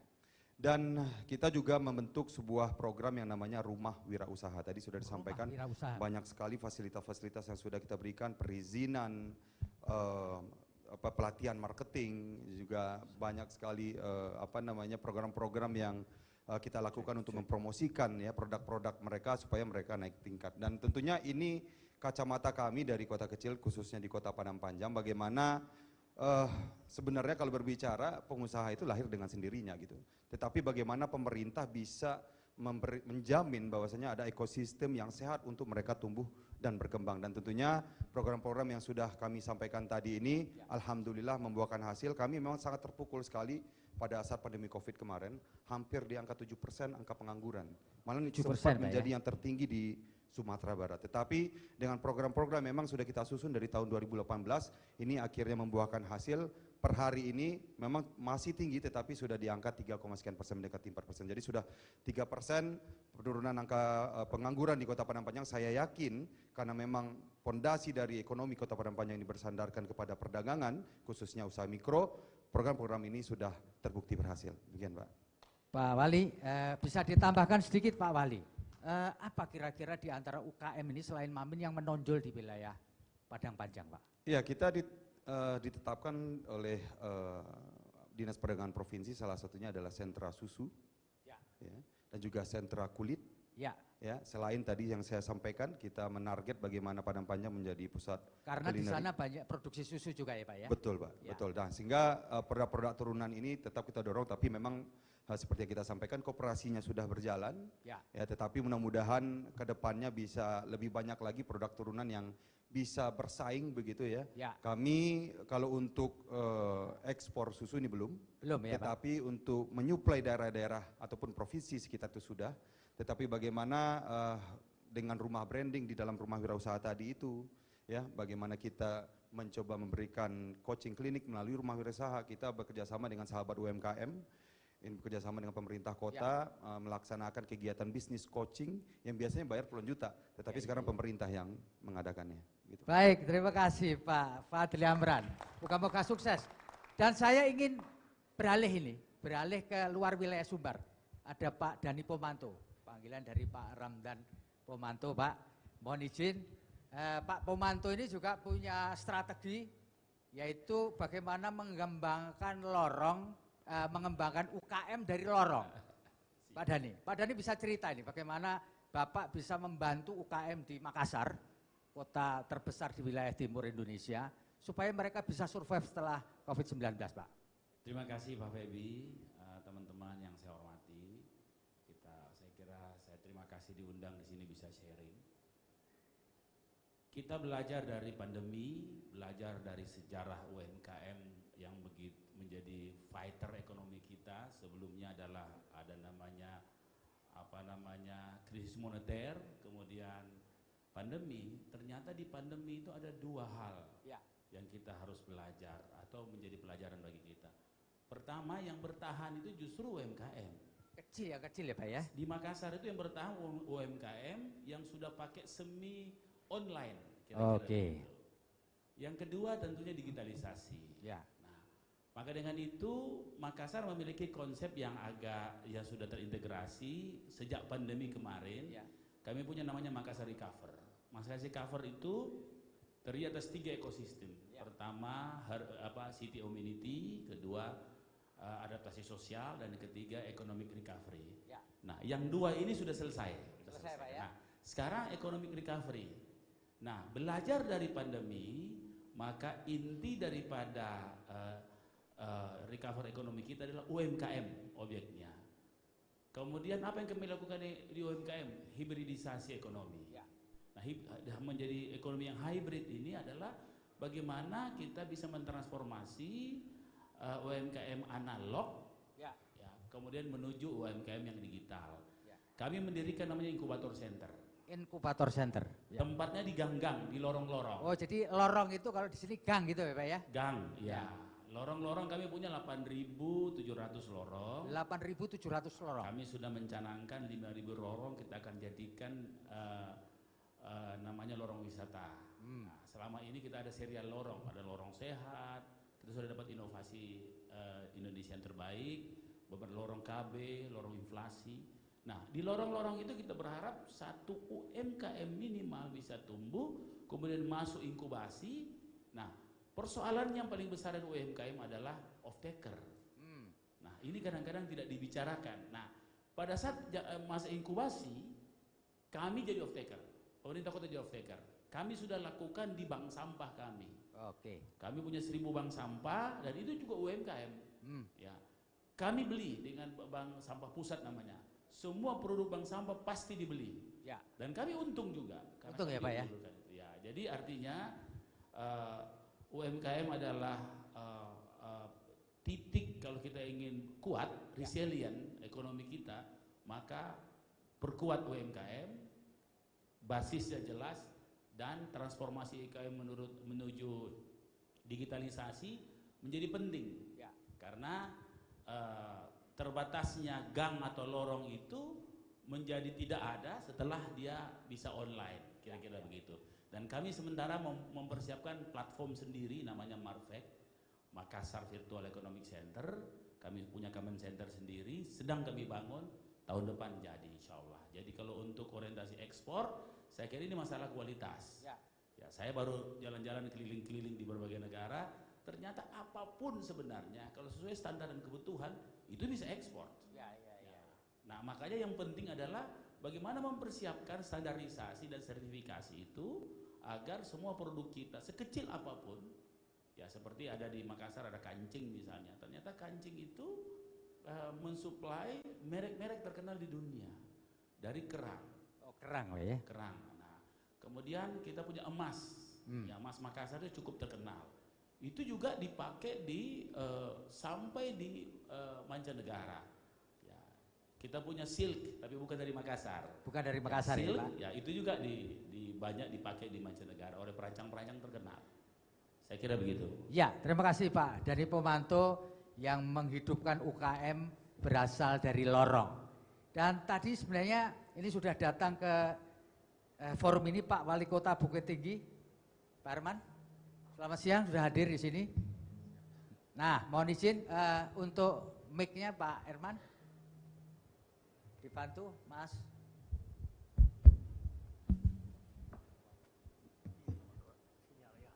Ini. Nah. Terima kasih. Oke, siang Bapak. Pak Herman, Safar, ini kita pernah bertemu di rumah dinas Bapak di Bukit Tinggi. Oke. Bukit Tinggi adalah satu tujuan wisata yang terkenal karena jam gadang, hawanya sejuk, ya, dan tentu mempunyai produk-produk unggulan di UKM di Bukit Tinggi, Pak Herman. Bisa cerita Pak bagaimana sebagai wali kota di Bukit Tinggi, Bapak dari kaum muda ini bisa mendorong mereka untuk bisa menghasilkan produk yang berkualitas, syukur-syukur bisa diekspor ke luar negeri, Pak. Silakan Pak Aaron. Oke, di kota Bukit Tinggi ini 8% populasi kita itu bekerja. 8% ya Pak? Di Pemko, di perusahaan-perusahaan yang ada di kota Bukit Tinggi. Sisanya adalah UKM. Ya. Sebelum COVID ini sudah berjalan normal ya. Ya. Pasca COVID ini UKM ini kehilangan potensi penghasilan, sebenarnya yang hilang itu hanya potensi penghasilan 1 hari. Beda dengan perusahaan-perusahaan besar, begitu ada COVID kemarin dia kehilangan 10 tahun laba perusahaan. Kalau UKM kami hanya 1 hari kehilangan. Jadi pola kita memulihkan ekonomi masyarakat para pelaku usaha adalah dengan memberikan bantuan modal tanpa bunga di Pemko. Ini berjalan di tahun sekarang. Ya. Seluruh biaya administrasi, biaya asuransi, lalu beban bunga yang harus dibayarkan oleh masyarakat ditanggung oleh APBD. Alhamdulillah serapannya ini hampir 100% di bulan ke-7 di tahun berjalan. Dan juga apakah Bukit Tinggi ini ada barang-barang yang kita ekspor? Secara mandiri ada masyarakat yang memang sudah melayani kebutuhan belanja dari pedagang asal kota Malaysia, asal negara Malaysia. Ya. Mereka datang sendiri langsung ke kota Bukit Tinggi lalu belanja membawa beberapa produk fashion. Ya. Karena memang pakaian-pakaian khas daerah kota Bukit Tinggi, daerah Minang, sebenarnya menjadi pakaian harian buat masyarakat Malaysia di negaranya. Oh, jadi sudah terkenal di Malaysia ya Pak? Sudah, ya? mulai dari sendal datuk itu juga laku di sana. Masyarakat kami ada yang mengirim secara rutin. Lalu juga pedagang di sananya juga asal Minangkabau. Oh. Jadi hubungan antar pedagang Minang yang berada di Malaysia, lalu juga produksian masyarakat lokal ini yang membuat produk kita bisa tembus ke pasar negara Malaysia, begitu. Dan jadi juga ini songketnya ya Pak ya? Baju kurung. Baju kurung ya? Ya, baju kurung dengan warna-warna yang cerah. Yang cerah ya? Ini laku di Malaysia ya Pak ya? Kira-kira selama ini ada hambatan Pak untuk mengirim barang-barang garmen itu ke Malaysia dari Bukit Tinggi? Yang difasilitasi oleh pemerintah belum ada. Belum ada ya? Tapi masyarakat sudah mandiri dan juga para pedagang asal negara Malaysia ini mereka berkunjung langsung tenteng barang bawa ke Malaysia. Iya. Tapi masalahnya ya, sekarang pasca COVID pelayanan penerbangan Malaysia Padang kan ditutup. Ya. Kita 1.300.000 kunjungan 1 tahun. Ya. Regional. Ya. 300.000 itu Malaysia masuk ke kota Bukit Tinggi. Ini hilang sekarang. Adalah beberapa sekarang juga masuk dari Rusia, tamu Turki dan segala macam, tapi masih 5% dari jumlah pengunjung sebelum COVID. Ya. Ya, begitu. Itu ya yang terjadi ya Pak ya. Ya. Tapi moga-moga ini COVID segera berlalu sehingga apa yang kemarin sudah didapatkan oleh UKM dari Bukit Tinggi bisa kembali. Penerbangan Malaysia. Yang penting penerbangannya ya Pak ya. Baik, moga-moga penerbangannya segera dibuka dan kita semua dapat. Tepuk tangan buat Bukit Tinggi. Dan saya ingin bergeser ke Payakumbuh ini Pak. Mohon izin. Jadi Payakumbuh ini kasih, Pak. Saya mendengar ada sentra rendang. Dan katanya rendangnya dahsyat ini. Pak Wali Kota bisa cerita Pak bagaimana sentra rendang dan apa pengaruhnya rendang buat UKM di Payakumbuh Pak? Iya, terima kasih Pak Feby. Kita mencoba berpikir untuk bagaimana rendang ini standarnya benar gitu Pak. Ya. Sebenarnya secara bisnis pada umumnya orang awak ini kan pengusaha. Ya. Jadi nggak ditolong pun dia sebenarnya sudah berusaha.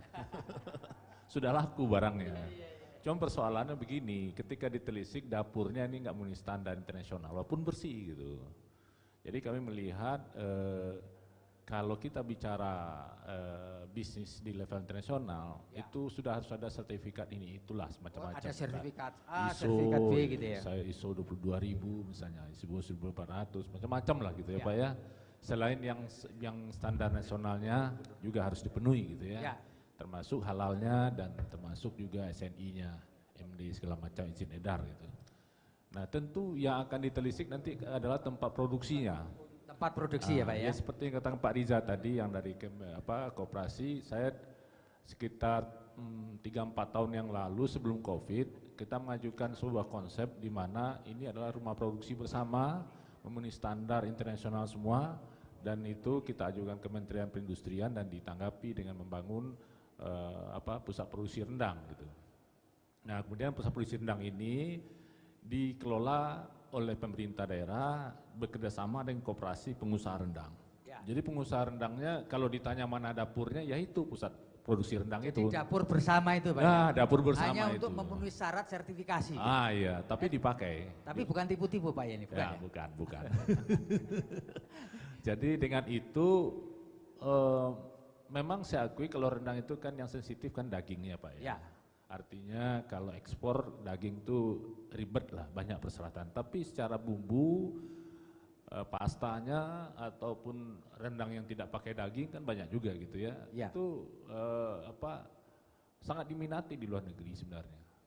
Saya pernah pameran di Arab Saudi, satu orang Arab itu 5 kaleng dia beli, dia makan aja, habis selesai sebentar itu aja. Iya. Jadi itu sangat berpotensi gitu. Nah ya kita memang kemarin ketika COVID sempat sudah bahkan kontrak dengan Kementerian Agama 450 ton untuk jemaah haji gitu ya. Nah itu ketika itu langsung COVID nggak jadi naik haji orang nih. Jadi udah rendangnya juga batal gitu, nggak apa-apa. Tapi sekarang sudah mulai lagi bangkit. Kemarin saya tidak sempat tengok karena sibuk. Itu ada pengiriman ke Jerman, kemudian juga ke Malaysia ada beberapa rencana kerja, kemudian juga penyelenggara umroh mulai rajin datang ke tempat kita untuk produksi. Di samping yang sudah produksi jual ke Pulau Jawa itu rata-rata ada beberapa yang saya tengok itu sekitar 200 sampai 250 kilo per hari itu dagingnya. Nah, masalah daging juga kadang-kadang dia bermasalah, jadi kita bantu juga gitu. Nah, gitulah kira-kira. Jadi sekarang sudah ada punya kita rumah produksi standar pabrik kelas-kelas Indofood lah gitu. Ya. Itu ya Pak ya? Iya. Jadi Payakumbuh ini ikonnya adalah rendang Pak ya. Seperti kebanyakan juga di wilayah-wilayah lain Sumatera Barat. Kita beri tepuk tangan pada Payakumbuh. Terima kasih.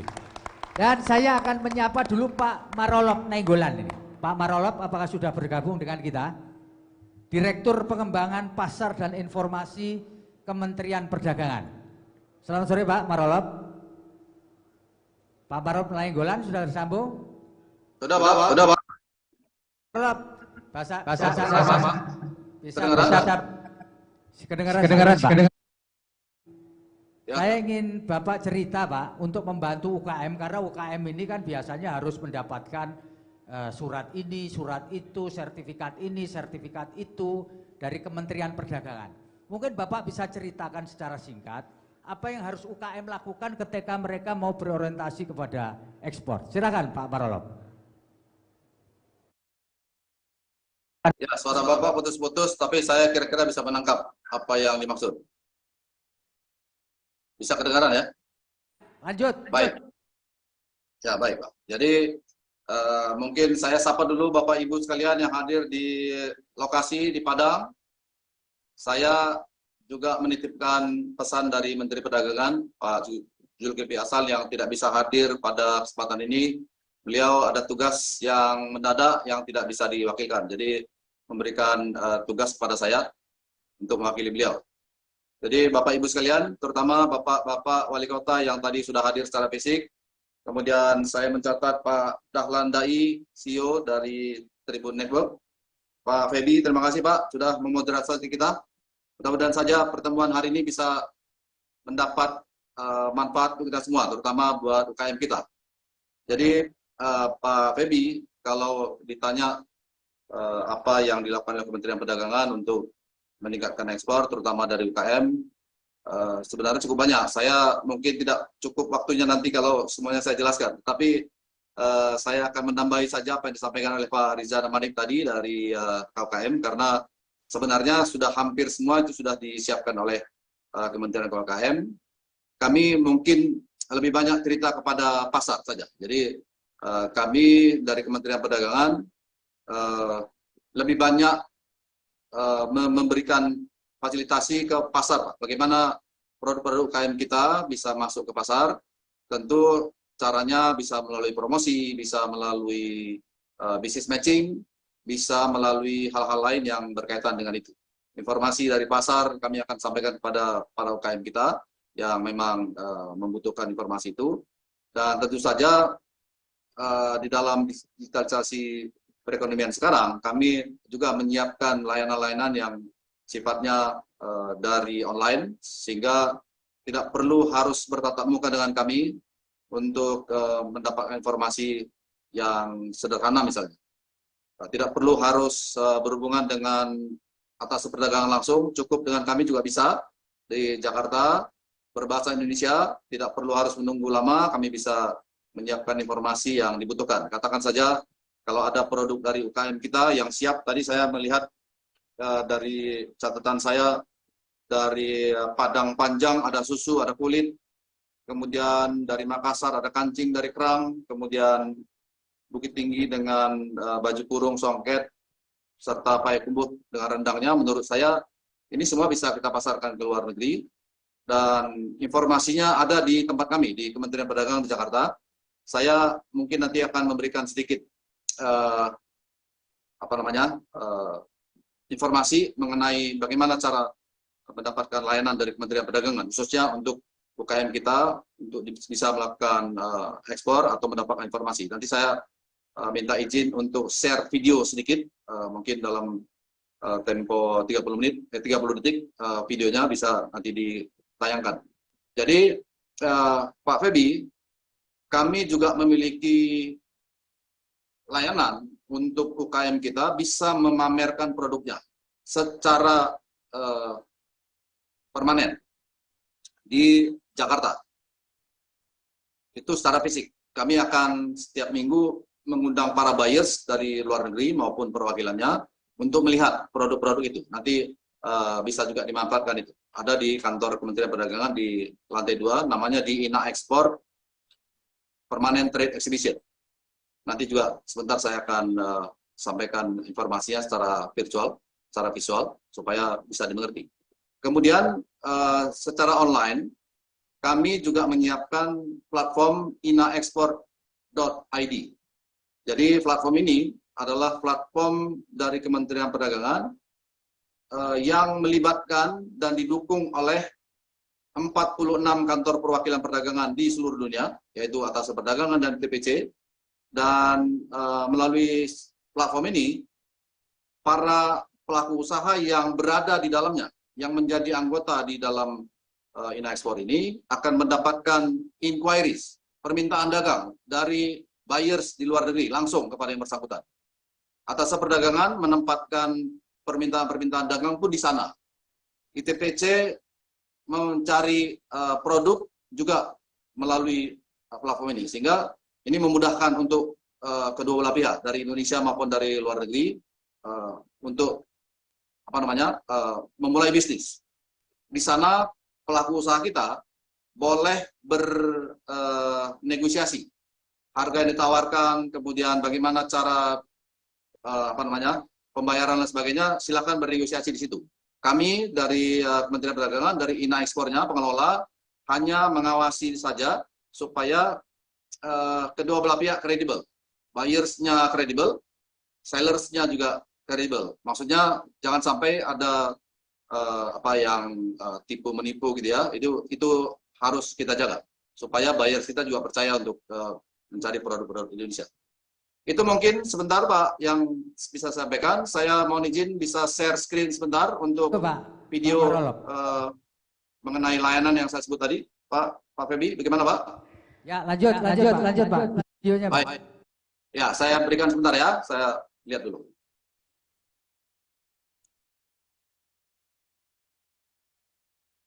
Buat UKM untuk mengikuti expo, jadi langsung bisa bertemu dengan buyers, yang bisa saya simpulkan dari apa yang Pak Marolop sampaikan. Jadi UKM di Sumbar bisa juga memanfaatkan ini. Kita tonton bersama video Pak Marolop dulu. Silakan Pak. Saya nggak bisa ya? Kemana nih larinya? Sebentar dulu Pak. Nggak apa-apa Pak, santuy aja Pak. Apa saya sudah dibolehkan share screen? Share screen untuk... Oke Pak, sudah bisa Pak, share screen Pak. Lanjut. Bisa ya? Sebentar, saya cari dulu ini kalau gitu. Ya.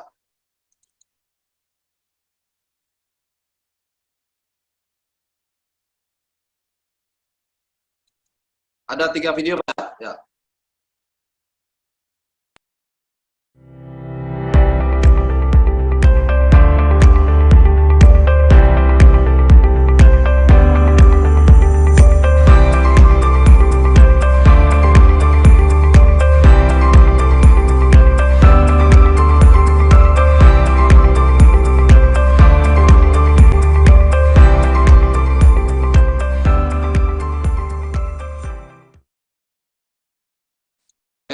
Satu lagi Pak, 2 lagi Pak, supaya nanti ke... Saya pikir panjang videonya, ternyata pendek. Siapapun.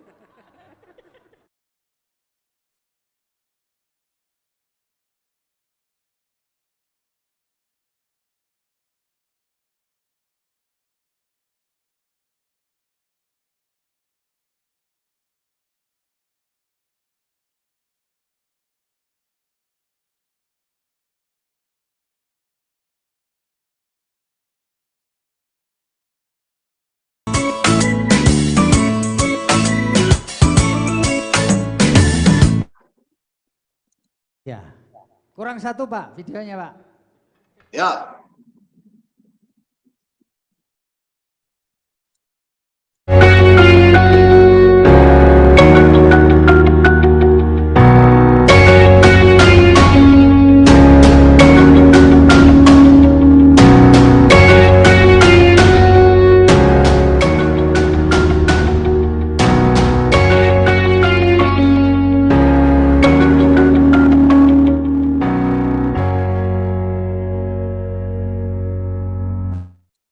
Baik, Pak Febi, itu ada 3 video. Saya nanti akan kirimkan ke Pak Febi.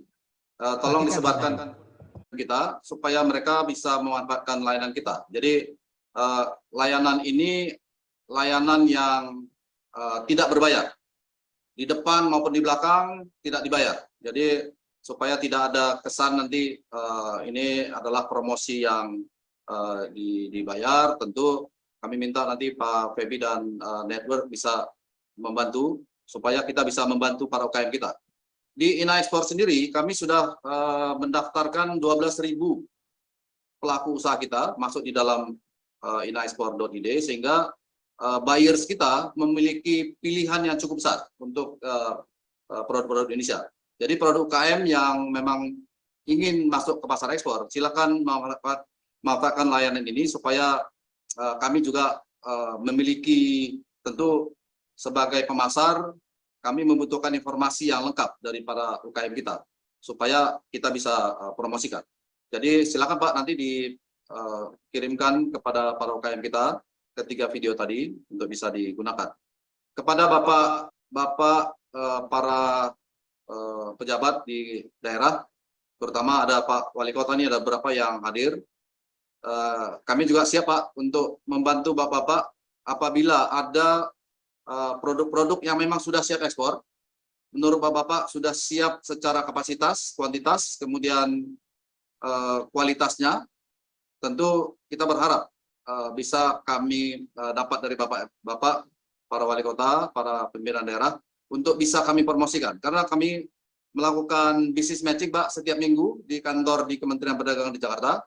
Kami mengundang buyers dan para perwakilan buyers ke kantor kami untuk bertemu dengan para pelaku usaha. Jadi setiap Kamis kami akan melakukan pertemuan. Besok kami akan melakukan kegiatan yang sama. Sebagai informasi Bapak, 5 pelaku usaha kami undang dan 5 dari buyers kami undang untuk bertemu di kantor perdagangan di Jakarta. Kami jadwalkan untuk mereka berbicara, menjelaskan produknya seperti apa. Nanti buyers dan perwakilan buyersnya bertanya kira-kira seperti apa rencana bisnis yang mungkin dilakukan, kami lakukan layanan Pak setiap hari Kamis. Tetapi karena situasinya juga ini adalah pembatasan karena pandemi, kami batasi 5 perusahaan setiap minggu untuk bisa bertemu. Jadi kami menyiapkan tempat untuk mereka. Kemudian setiap hari Senin dan Rabu, kami juga melakukan latihan-latihan yang sifatnya untuk membantu para UKM kita masuk pasar ekspor. Ada saja pelaku usaha kita yang belum mengerti cara bayar, belum mengerti bagaimana bernegosiasi. Nah, tentu kami juga menyiapkan layanan itu, Bapak-bapak, para pemerintah di daerah. Silakan Bapak dimanfaatkan layanan ini sehingga kita bisa memberikan dukungan yang baik untuk UKM kita. Demikian Pak Febi, saya kembalikan ke Pak Febi. Terima kasih Pak. Pak Marolop Nainggolan tadi, Pak Marolop sudah menawarkan kepada para kepala daerah memanfaatkan fasilitas yang ada di Kementerian Perdagangan. Pertemuan dengan paya buyers akan dilakukan setiap hari Kamis. Jadi mohon ini dimanfaatkan juga ibu-ibu yang sebagai praktisi UKM. Dan selanjutnya saya ingin bergeser ke pemerintah Provinsi Sumatera Barat. Pak Gubernur diwakili oleh Kepala Dinas Koperasi dan UKM Pak Maswir. Pak Naswir, silakan Pak bisa menjelaskan kepada kita semua apa yang telah dan sedang yang akan dilakukan oleh pemerintah Provinsi Sumbar ini Pak. Karena di wilayah Sumbar ini kan sangat terkenal nih produk-produknya. Ini termasuk yang saya pakai.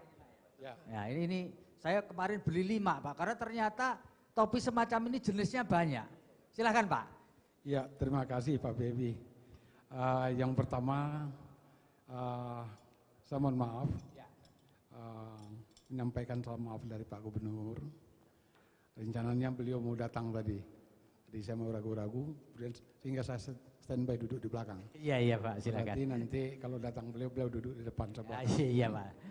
Tapi terakhir, dari informasi terakhir, ada lagi tamu dari beliau yang datang, sehingga beliau nggak bisa datang pada kegiatan kita yang sangat-sangat baik ini, pada kondisi yang seperti ini. Kemudian kalau kita berbicara permasalahan peran pemerintah kota dan provinsi, di Sumatera Barat, dalam rangka mendukung UMKM, pemerintah provinsi sudah menuangkan dalam bentuk progul. Jadi ada 3 progul dalam rangka menggenjot dan mendukung UMKM untuk lebih maju dan bisa naik kelas. Yang pertama, progul yang pertama itu bagaimana terwujudnya 100.000 entrepreneur di Sumatera Barat. Ini memang kita genjot mulai dari 2021 sampai 2026, sehingga ada 15 SKPD yang ditargetkan untuk mencapai kegiatan ini. Kemudian juga bekerja sama dengan perguruan tinggi negeri, perguruan tinggi negeri swasta yang ada di Sumatera Barat. Karena dari perguruan tinggi ini banyak milenial-milenial, terutama yang sudah didik tentang kewirausahaan. Nah, ini yang kita lanjutkan nanti, kita lanjutkan sehingga kita harapkan menjadi pengusaha-pengusaha tangguh. Kemudian progul yang kedua, bagaimana mendekatkan mereka dengan akses permodalan. Modal ya Pak ya? Ya, supaya mereka dapat modal. Tadi dari Bukit Tinggi sudah disampaikan oleh Pak Wali dalam rangka menggenjot supaya tumbuh para UMKM itu dan terhindar dari lembaga pembiayaan ya Pak terhindar dari lembaga pembiayaan yang ilegal. Bahkan Pak Wali memberikan zero pembiayaan ya Pak. Zero pembiayaan dan bekerja sama dengan BPR. Kemudian juga banyak daerah-daerah lain yang berbuat seperti itu. Cuma bervariasi, kalau Bukit Tinggi zero pembiayaan, ada juga kabupaten kota yang 2% atau 3%. Dan Sumatera Barat juga menggulirkan program yang namanya program Simama, yang bekerja dengan Bank Nagari. Kemudian yang ketiga, progul yang ketiga, meningkatkan kapasitas kewirausahaan para UMKM, kemudian digitalisasi. Karena memang ini problem sekarang, terutama masalah digitalisasi. Kita merasakan sendiri di lapangan terhadap masalah digitalisasi ini. Untuk memberikan legalitas-legalitas kepada UMKM, diperlukan digitalisasi. Karena seluruhnya diinput melalui digitalisasi. Mulai dari NIB, Sihalal, IPRT, diinput melalui digitalisasi. Sehingga ini hal-hal yang sangat mendesak dan melakukan legalitas dan juga menyangkut tentang pemasaran-pemasaran. Kemudian di samping itu, dalam rangka menggenjot pemasaran-pemasaran di Sumatera Barat, Pak Gubernur juga memanfaatkan kerjasama, Pak Wali, saya izin, mohon maaf Pak Wali, Pak Gubernur tadi mohon izin ada tamu, jadi kita mewakili. Baik, lanjut Pak. Kemudian dalam rangka meningkatkan pemasaran dan kita cari pemasaran yang produk-produk yang spesifik di tempat kita di Sumatera Barat, terutama rendang Pak.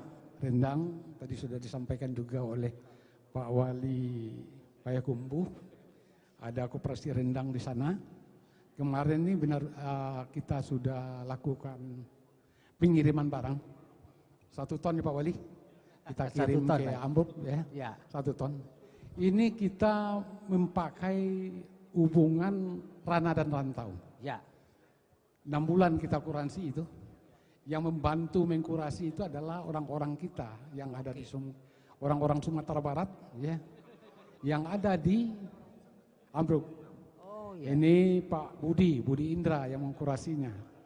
Bahkan beliau dalam rangka membantu para UMKM kita, terutama yang mikro-mikro ini, biaya akurasi dia yang membackup. Oh gitu ya Pak ya, luar bahkan biasa. Sudah ada di sana ada toko Indonesia. Di sini juga ada UMKM kita. Ada UMKM kita sini, Bu Rina mana? UKM itu, berdiri Bu. Nah nih. Ya. Ini Dapur Mutiara tepuk tangan. Koperasi Anak Nagari. Ya. Koperasi Anak Nagari. Di bawah Koperasi Anak Nagari bersama Dapur Mutiara. Beliau inilah yang mengirim 1 ton rendang dengan kemasan 50 1 ton rendang Pak ya? 50 gram ya. Wih, tepuk tangan 1 ton rendang nih. Kemudian ini sudah termotivasi, kemudian produk-produk rendang lain juga termotivasi. Ya. Dan menurut rencana juga Ika Boga dari Kota Padang, Koperasi Ika Boga dari Kota Padang. Ya coba Koperasi Ika Boga dari Kota Padang. Nah tuh tepuk tangan. Ini juga rencana akan ngirim bumbu rendang ke Norway sama rendang, Australia. Ya. Bukan rendangnya tapi bukan rendang. bumbunya. Kalau rendangnya susah masuk ke negara orang Pak. Bumbunya doang Pak ya. Nah, kalau nggak bisa rendangnya masuk, bumbunya kita kirim. Iya. Sehingga kita galanglah antara kerjasama rana dan rantau. Dan mohon doa mudah-mudahan ini juga bisa tercapai. Kemudian saya juga coba Pak Wali Sawalunto, Pak Destra, kita juga coba kemarin mengirim sampel gula semut yang dari Lumindai. Ya, ini ori karena orang banyak minum gula semut. Gula semut ya. Nah, gula semut ini yang kita kirim, baru kemarin kita kirim 2 kilo. 2 kilo untuk Pak ya. sampel di sana. Contoh dulu ya Pak ya. Ya, contoh dulu, dikurasi dulu di sana. Betul. Kita ikuti lagi jejak bumbu rendang. Kalau ini nanti dikembalikan, kemarin saya juga ditelepon dari Ambruk, tolong kirim lagi sampelnya. Nanti kalau sudah lolos dikurasi, kemudian sudah jelas off-takernya di sana. Ya. Kemudian kalau bisa masuk di toko Indonesia yang di Ambruk, yang dikelola oleh orang Indonesia yang keturunan nyaman, ini nanti kita kirim lagi. Mudah-mudahan kita doakan bersama, kita kirim produk-produk kita ke luar negeri yang spesifik, sehingga banyak semangat dan termotivasi daripada masyarakat kita, terutama para UMKM kita yang ada di Sumatera Barat. Karena yang paling banyak di Sumatera Barat itu adalah yang mikro. Yang mikro Pak, 89% mikro. Ini yang berjuang, ini pejuang kesejahteraan ini. Jadi yang hadir di sini pejuang UKM semua Pak ya? Pejuang kesejahteraan nih Pak, para mikro ini. Ini ada semua ini. Tepuk tangan buat pejuang UKM nih. Pejuang UKM. Semangat. Semangat ya. Begitu Pak ya. Terima kasih. Pak, kita akan bergeser sedikit ini. Kebetulan Pak Wali Kota Padang baru hadir, tapi kita todong aja sekaligus beliau. Setelah tadi disebutkan, Pak Wali, di Kota Padang ini menurut Pak Wali ada 40.000 UKM. Ya, pasti ini produknya jos ini, dahsyat ini, Pak Wali. Bisa dijelaskan ini, apa saja yang bisa kita gaungkan ke tingkat nasional ini, produk-produk UKM dari Kota Padang yang beberapa waktu yang lalu menjadi tuan rumah dari Rakernas ke-15 Apeksi. Silakan Pak Wali. Izin berdiri Pak. Ya. Bismillahirrahmanirrahim. Assalamualaikum warahmatullahi wabarakatuh. Waalaikumsalam. Yang saya hormati bapak-bapak kami dari Bapak Menteri ya? Oh oke, mewakili. Oke. Maaf, ya. Yang mewakili dari Kementerian UMKM, Bapak Menteri yang kami hormati Pak Teten Mas Zuki, ya, dan mungkin juga Pak Zulkifli Hasan sebagai Menteri Perdagangan, mungkin diwakili ya, atau mungkin diwakili Pak Marolop Nainggolan Pak, Direktur Pengembangan Pasar dan Informasi. Yang kami hormati Bapak Gubernur, yang dalam hal ini diwakili Bapak Nazwir, Pak Dinas UMKM dan Koperasi Provinsi Sumatera Barat. Yang saya hormati jajaran dari pemerintahan Provinsi Sumatera Barat. Yang kami hormati bapak-bapak dan ibu-ibu mungkin dari para wali kota yang saya hadir. Saya lihat ada Pak Ramadan ya dari Makassar. Saya lihat ada Pak Fadli Amran juga dari Sawalunto, Bapak Dr. Genius dari Pariaman, Bapak Bima Arya mungkin atau yang mewakili kali ya, dan juga saudara saya Irfan Safar, Bukit Tinggi, dan Pak Riza Falepi dari Payakumbuh, dari Asta, ya dari Sawalunto, Pak Zul Afian ada? Enggak deh, ya, atau mewakili, mungkin mewakili dari Medan kali ya, Bapak Bobi Nasution, ya. Dan yang saya hormati para pengamat atau yang dari pengamat UMKM, ya akademisi Fakultas Ekonomi, pengamat marketplace digital, ya. Dan tentunya yang kami hormati seluruh jajaran, saya lihat ada Kepala Dinas UMKM, Pak Ferry, dan juga Disnakerin, Pak Dian Fakri, ya, dan jajarannya. Saya lihat juga ada perwakilan dari HIPMI ini, HIPMI Kota Padang, Mas Agung, ya, Uda Agung. Yang saya hormati dari perwakilan PHRI kali ya, PHRI, Perhotelan dan Restoran. Dari IMA saya lihat, ya, Ibu, makasih. Ada komandannya di belakang, Pak Darmawi, ya. Yang saya hormati juga para pelaku usaha se-Sumatera Barat, ya, dan juga tentunya para tamu undangan, ya, yang kami hormati. Saya mohon maaf tidak bisa sebutkan satu persatu karena kita ramai, dan intinya yang berbahagia yang dirahmati Allah SWT. Saya pertama mohon maaf Bapak, karena saya memang beberapa hari terakhir melayani tamu. Ya Pak. Jadi banyak kegiatan Pak Wali. Saya beberapa hari terakhir, ada 5 hari ini tidak menjalankan tugas fungsi saya sebagai pengayom masyarakat, mendengarkan kegiatan mereka. Jadi tadi pagi dah mulai lagi. Jadi saya mohon maaf terlambat Bapak Ibu semua, bukan disengaja tapi memang sengaja di hari Rabu ini semua kegiatan yang tertunda saya pindahkan gitu. Saya mohon maaf ya terlambat, mudah-mudahan tidak mengurangi rasa hormat saya kepada Ibu Bapak semua. Yang saya hormati juga, oh ya hadir juga nih anak-anak HIPMI semua ya. Selamat datang HIPMI dari Provinsi Rayan. Baik, tadi pertanyaannya bagaimana kondisi? Ya, 40.000 UKM banyak banget loh Pak. 40.000 ini Bapak ya. Sebenarnya 40.000 ini gabungan dari semua multidisciplinary sektor gitu ya. Ada ya mestinya seperti jasa, ada ya karena di UKM ya, jadi tidak hanya UMKM tapi UKM, usaha kecil menengah juga seperti akomodasi ya, seperti juga kuliner ya, dan juga ada kriya ya, kerajinan tangan, ada fashion juga Bapak Ibu, ya, karena kita Kota Padang ini alhamdulillah punya para desainer handal juga alhamdulillah. Ada 16 orang ini. Salah satunya yang sering saya pakai bajunya Pak. Jadi itu yang seperti yang Bapak pakai sekarang nih, Deta ini. Deta Pak ya namanya, Deta. Nah itu artinya upaya kami juga untuk mempromosikan produk-produk mereka. Dan juga ada dari kegiatan usaha seperti laundry ya, saya lihat banyak Pak di Kota Padang, terutama sekali para pedagang ya, pedagang yang pelaku usaha yang bergerak di kebanyakan bidang kuliner ya, makanan berat dan makanan ringan.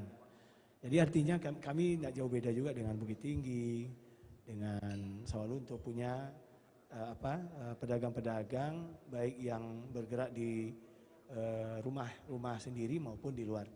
Nah intinya kami pemerintah hadir sebagai jembatan. Ini yang kami garis bawahi. Ya, jembatan ya Pak. Jembatan ya, kami hadir sebagai jembatan untuk bagaimana mencarikan mereka pangsa pasar. Seperti contoh, saya kemarin berkomunikasi dengan seorang pelaku usaha namanya Afrizal. Ya, dia bergerak di bidang pembuatan sendal, Pak. Ya, usaha-usaha kerajinan tangan itu, sendal yang bisa dipakai buat rumah dan mungkin hotel dan lain-lain. Ya. Tapi keluhannya, Pak, saya nggak bisa komunikasi dengan pemilik hotel. Gitu. Ya. Alhamdulillah, karena kita punya hubungan baik dengan PHRI, saya langsung kontak Bu Rina waktu itu, dan Bu Rina berminat. Pak, daripada ya bukan tidak memberikan kesempatan kepada yang lain, tapi tentu lebih baik kita memperjuangkan saudara kita yang ada di daerah kita ya. Jadi sebelumnya dia ngambil di Cirebon katanya, tapi nggak apa-apa lah Pak, demi untuk bisa membantu saudara, katanya Bu Rina, demi membantu saudara kita yang di Kota Padang, ayo saya beli produknya mereka. Jadi kita jadi jembatan Pak, kita menghubungkan dan memberikan fasilitas. Seperti contoh alhamdulillah Bapak Ibu, kami alhamdulillah ini masih ada baunya Apexi. Ini Pak Wali Kota kita ya, alhamdulillah nggak pulang-pulang. Udah bang saya, saudara saya Pak Fadli Amran juga ya, dan yang lain-lain. Kami masih ada rasa bahagia ya, karena kami alhamdulillah melayani tamu-tamu kami dari 98 wali kota se-Indonesia Ibu Bapak yang hadir di Kota Padang. Ya. Dan baru selesai kemarin malam dengan penutupan Festival Budaya Nusantara. Itu ramenya minta ampun Pak, sampai-sampai mereka itu terpaksa kita suruh jalan aja, jalan-jalan. Kau boleh menari, kalau menari 15 menit kali 98 itu berapa lamanya? Mungkin sampai subuh nggak selesai. Iya. Jadi akhirnya kita senang dan bahagia kita bisa bawa kesenian peradaban dari mana-mana dari kota yang ada di Indonesia dilihat langsung oleh masyarakat Minangkabau, ya, Kota Padang dan Sumatera Barat. Alhamdulillah. Ini jadi edukasi buat generasi muda. Jadi kita alhamdulillah juga kita sudah punya gedung Bagindo Aziz Khan Youth Center. Nah, gedung itu adalah tempat wadah bagi para kreativitas, para anak-anak muda yang punya kreativitas, ya, untuk mereka kita tampung, Pak. Selama ini anak-anak muda kita mengeluh, Pak, kalau kami buat kegiatan terbentur biaya, Pak. Biayanya misalnya penyewaan tempat, Pak. Dan untuk itu kami jawab, Bapak Ibu, kami buatkan tempat dan kami berikan kepada anak-anak muda kita, masyarakat Kota Padang khususnya dan Sumatera Barat, free of charge, gratis gitu. Jadi kita tidak meminta apa-apa. Ya, kita tidak meminta apa-apa, hanya saja tolong dijaga, jangan dirusak asetnya. Anggaplah itu rumah kita sendiri.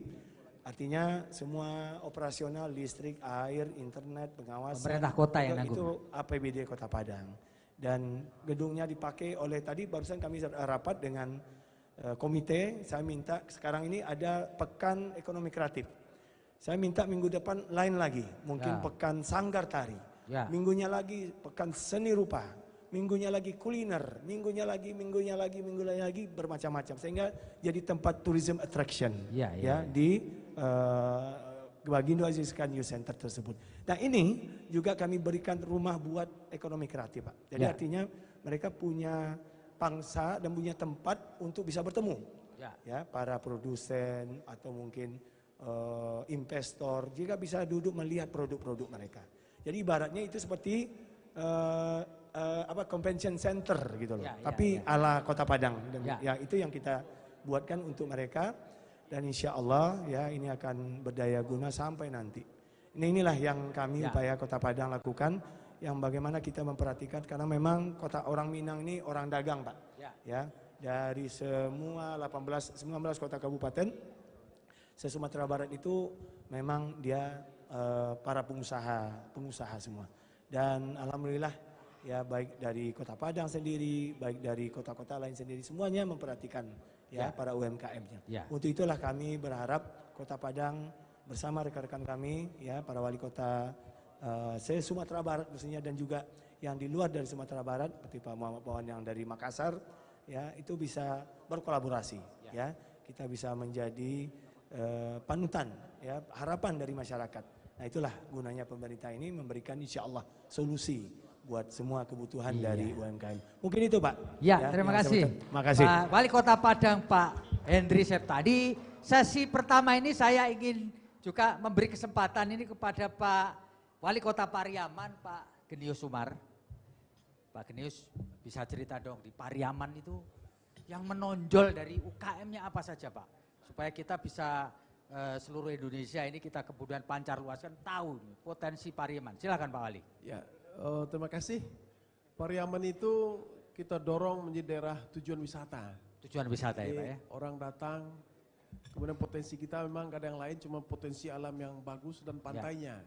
Jadi kalau pantai, potensi pulau kita rawat baik-baik, menjadi potensi wisata. Satu sisi lain, seperti ibarat rel, satu relnya jalan, dan sisi lainnya UMKM-nya juga harus jalan. Orang datang rame ke situ, harus ada yang dibeli.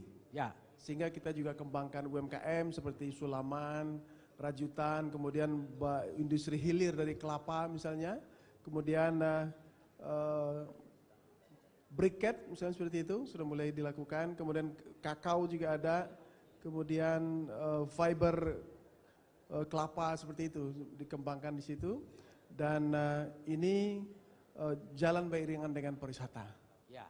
Yang menonjol apa Pak di antara UKM? Barangkali ada yang punya potensi untuk ekspor. Untuk ekspor kita yang dari kelapa itu. Yang dari kelapa seperti, namanya briquette kelapa dan juga fiber kelapa itu. Ini udah beberapa kelompok industri yang sudah mulai jalan, dia kirim ke Timur Tengah dan beberapa daerah lain.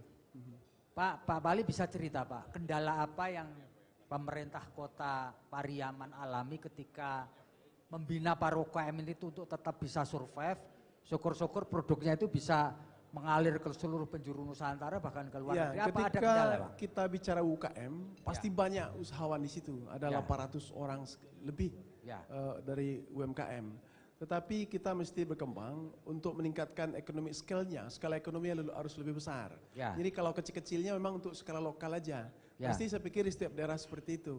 Nah bagaimana peran dari pemerintah atau gabungan beberapa kota misalnya, atau di tingkat provinsi, beberapa pengusaha-pengusaha kecil ini disatukan sehingga ekonomi scale-nya, skala ekonominya juga lebih besar. Nah ketika dilakukan untuk ekspor bisa lebih efisien. Kalau dia kecil ekspornya pasti tidak efisien, lebih mahal ongkos kirimnya daripada jual barangnya.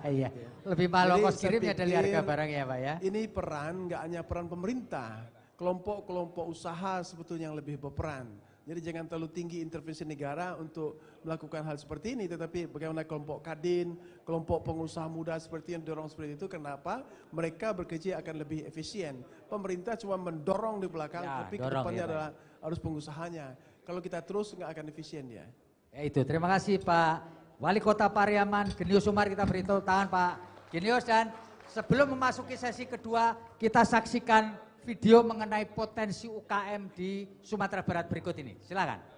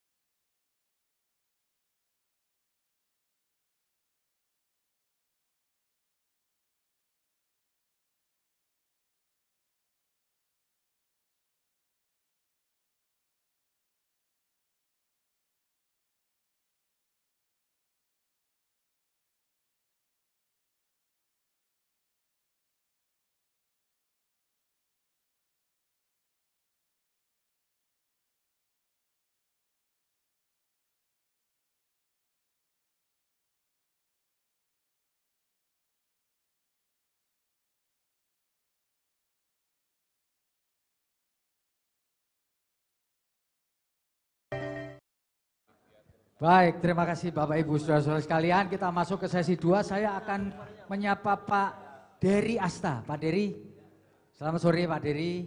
Ini terkenal di Sawah Lunto, ini adalah wisata lorong-lorong bekas tambang batu bara.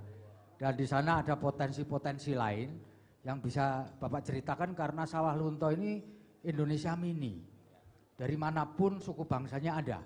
Sehingga kemarin Pak Dery pernah cerita ke saya, ternyata sambal pecel dari kampung saya itu ada di Sawah Lunto. Silakan Pak. Assalamualaikum warahmatullahi wabarakatuh. Waalaikumsalam. Pak Febi ya, saya agak kaget juga. Saya yang pertama boleh dibilang ya, kloter pertama duduk di sini. Iya. Tetapi kok saya ditanya yang terakhir-terakhir gitu. Apa masalahnya? Ini justru gongnya Pak kalau di bahasa Jawanya Pak. Yang kedua, kami apresiasi, terima kasih Pak Kadis Provinsi yang juga sudah memperhatikan produk UKM yang ada di Sawah Lunto sehingga membantu dalam tumbuh kembangnya UKM tersebut, yaitu gula semut. Ya, itu gula aren sih sebenarnya. Gula aren ya Pak ya. Tapi kita create, kita buat sebagus mungkin berstandar nasional sehingga bisa dijual dan sudah masuk ke marketplace atau aplikasi digital. Ya. Dan harapan kita tentu semua UKM juga akan seperti ini nanti. Ya. Bicara tentang Sawah Lunto seperti apa yang Pak Febi sampaikan, Sawah Lunto itu sebuah kota kecil, kota bekas tambang batu bara terbesar yang ada di Nusantara pada zaman tahun 1800-an, sehingga berbagai macam suku, ras, budaya, agama ada di sana. Ya. Dan itu menjadi contoh kecil dari Bhinneka Tunggal Ika. Iya Pak.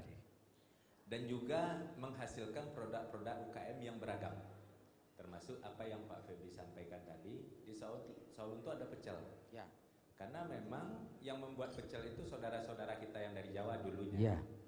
Di Sawah Lunto punya pabrik tahu tempe yang sangat enak sekali. Ya. Itu kan agak unik itu Sumatera Barat. Tetapi memang yang membuatnya saudara-saudara kita dari Jawa. Dan bicara kebudayaan, Sawah Lunto punya wayang, punya segala macam. Nah itu contoh kecil Bhinneka. Ya.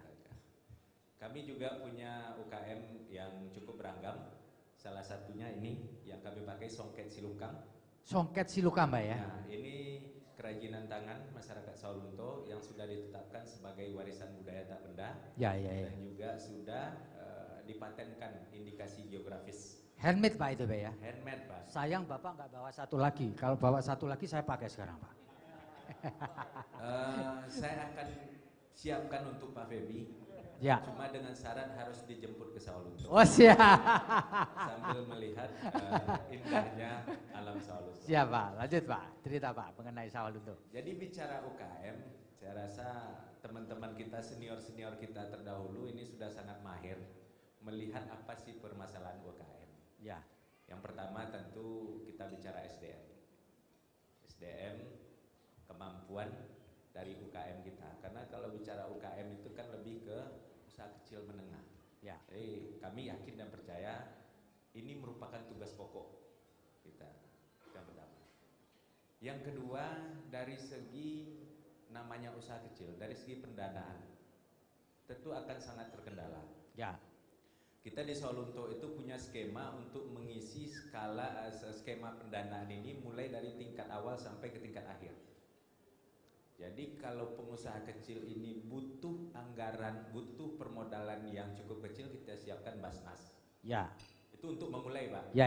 Itu tidak perlu dikembalikan. Oh nggak perlu ya Pak ya? Nggak perlu karena itu uang zakat Pak. Ya. Itu gunanya untuk membina UKM yang ada di Sawah Lunto. Kemudian kalau usahanya meningkat, kita siapkan skema UPTD dana bergulir. Di bawah Dinas Koperindak kita. Kalau itu dikembalikan? Itu dikembalikan karena itu uang negara. Ya. Dan itu pakai jaminan. Ya. Skemanya dengan biaya operasional 3% setahun. Ya. Jadi kalau dihitung-hitung pemerintah juga tidak ambil untung di sana Pak kalau dengan 3% itu. Tetapi memang anggarannya itu bisa sampai kepada 50 juta cuman. Kalau di atas 50 juta tentu kita siapkan KUR kerjasama dengan seluruh bank yang ada. Yang terakhir adalah kredit konvensional. Jadi kita mengisi seluruh skema akses permodalan itu supaya lengkap, jadi tidak ada lagi UMKM kita yang terkendala di permodalan. Ya. Karena kami yakin dan percaya seluruhnya akan berbicara modal nanti. Ya. Nah, kemudian penjualan berbasis digital. Ya. Jadi pandemi ini kan mengajarkan kita banyak hal, ya, dan mengajarkan kita bertahan dan melakukan inovasi. Kami di Sawalunto juga punya pengalaman ini, Pak. Pengalamannya cuma kurang bagus, ini hanya kami untuk berbagi dan share dengan teman-teman sekalian. Waktu pandemi COVID-19, hampir seluruh sektor itu luluh lantak. Ya. Termasuk sektor perdagangan, penjualan dan UKM. Ya. Kecuali yang penjualan berbasis online. Ya. Nah, kami kumpulkan anak-anak muda Sawalunto itu membuat aplikasi berbasis online namanya kakodai.com. Tapi sekarang kakodai.com itu tutup, Pak. Loh, kenapa Pak tutup, Pak? Nah, karena memang yang pertama, untuk membuat aplikasi dan menyiapkan produk itu memang kita harus keroyok bersama-sama. Siap, baik UMKM-nya, baik itu pemerintahnya, baik itu marketing dan pemasaran. Ya. Nah, kami ingin membagi ini, kalau teman-teman daerah lain juga ingin membuat ini harus sinergi nanti. Ya. Nah, kealpaan kami di Sawalunto kemarin kami tidak siapkan secara serentak. Oke. Jadi di sektor sektor UKM yang ada di Kota Sawalunto ada satu produk yang ingin dibeli masyarakat dengan cara aplikasi tersebut. Ya. Tetapi UKM kita tidak siap. Oke. Akhirnya tutup. Ya. Ada juga pemesanan banyak tetapi secara permodalan kurang. Ya, Akhirnya ya. tidak bisa Memenuhi permintaan, ya. Kemudian ada juga standar produk yang kita jual di sana kurang. Oke. Jadi ini sekedar berbagi pengalaman, tapi kita tidak patah semangat. Kita akan membuat kakodai.com yang baru dengan nama yang berbeda nantinya. Ya. Bagaimana penjualan UMKM atau UKM yang ada di Kota Sawalunto lebih meningkat lagi di masa yang akan datang. Oke. Kemudian yang ketiga, kita sedang menyiapkan sentra IKM. Sentra IKM. Sentra industri kerajinan kecil dan menengah itu tempat memproduksi produk-produk bagi IKM kita yang tidak mempunyai fasilitas yang cukup. Ya. Seperti peralatan permesinan. Ya. Itu kita bangun satu gedung dengan peralatan yang lengkap, termasuk ruang pamerannya dengan dana lebih kurang 27 miliar.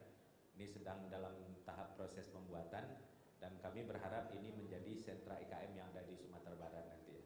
Jadi ini lebih khusus kepada sektor makanan. Ya. Jadi kalau makanan yang kita packaging nanti, yang kita bungkus nanti, kita rintol, bisa tahan, contohnya bumbu pecel, bisa tahan sampai 1 tahun nanti. Ya. Itu yang kita siapkan di Sawalunto. Ya. Dan terakhir kita juga menyiapkan di Sawalunto itu juga agak unik.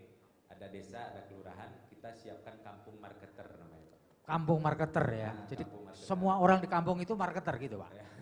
Mirip-mirip begitulah, Pak. Iya. Ini lebih memotivasi masyarakat kita bahwa memang pasar itu terbuka luas, tetapi memang dibutuhkan inovasi dan kreasi khusus supaya kita bisa masuk ke area seperti itu. Begitu, Pak Febi. Baik. Terima kasih Pak Dery Asa, luar biasa dari Sawalunto Indonesia Mini. Tepuk tangan buat Sawalunto. Dan saya akan menyapa Pak Bima Arya Sugiarto. Pak Bima Arya, apakah sudah bergabung bersama kita? Wali Kota Bogor, yang kebetulan beliau adalah Ketua Apexi. Pak Wali, Pak Bima Arya, kawan-kawan sudah bisa ditampilnya Pak Bima Arya? Belum? Belum. Oleh karena itu saya akan bergeser ke Pak Bobi Nasution ini. Pak Bobi Nasution sebenarnya mau hadir tapi beliau mengirimkan video.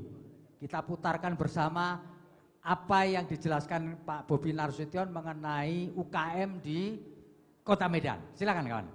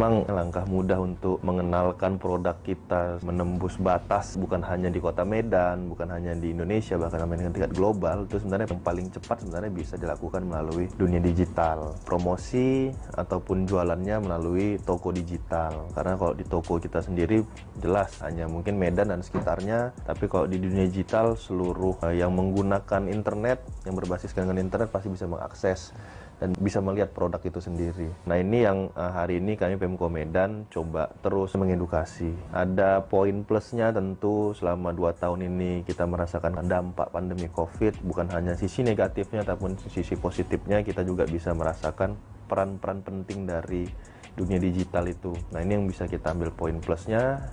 Hingga hari ini Pemko Medan coba mengedukasi baik dunia digital yang kami berikan melalui e-katalog ataupun dunia digital yang hari ini sudah tersedia. Ini kita coba terus kolaborasi juga dengan marketplace yang hari ini sudah besar, kita untuk mencoba mengundang mereka masuk ke Kota Medan untuk bisa menjadikan pelaku-pelaku UMKM kita ini sebagai binaan mereka sehingga benar-benar bisa mengerti apa itu berdagang di dunia digital itu. Terima kasih Pak Bobi Nasution, dan saya bergilir ke Wali Kota Solo, Pak Zul Elvian. Beliau tidak bisa hadir tapi mengirimkan video persis seperti Pak Bobi Nasution. Kita lihat bersama video dari Pak Zul Elvian, Wali Kota Solo. Silakan. Assalamualaikum warahmatullahi wabarakatuh. Bapak dan Ibu, hadirin dan hadirat yang kami muliakan. Kota Solo merupakan kota kecil di Provinsi Sumatera Barat. Alhamdulillah, kota ini saat ini telah menghasilkan beberapa produk yang telah berhasil menembus pasar nasional dan internasional. Di antara produk tersebut seperti rendang Solo. Rendang ini sudah beberapa kali menjadi juara festival rendang tingkat Provinsi Sumatera Barat. Dan memang rendangnya gurih, enak, lezat. Begitu pula bumbu rendangnya. Produk lain seperti kopi Payo. Kopi yang tumbuh di dataran tinggi Bukit Barisan. Yang memang diakui memiliki indikasi geografis. Karena tanahnya yang subur, menghasilkan produk kopi yang lezat untuk dinikmati oleh pecandu kopi dan kita semua. Dan kopi ini sudah terkenal semenjak zaman Hindia Belanda. Termasuk produk-produk lain seperti songket dan sulaman bordir. Produk tersebut alhamdulillah saat ini sudah mampu menembus pasar Eropa, Jepang, Malaysia, dan Brunei Darussalam. Tentu dengan bimbingan pemerintah Provinsi Sumatera Barat dan Kementerian Perdagangan dan Kementerian Perindustrian.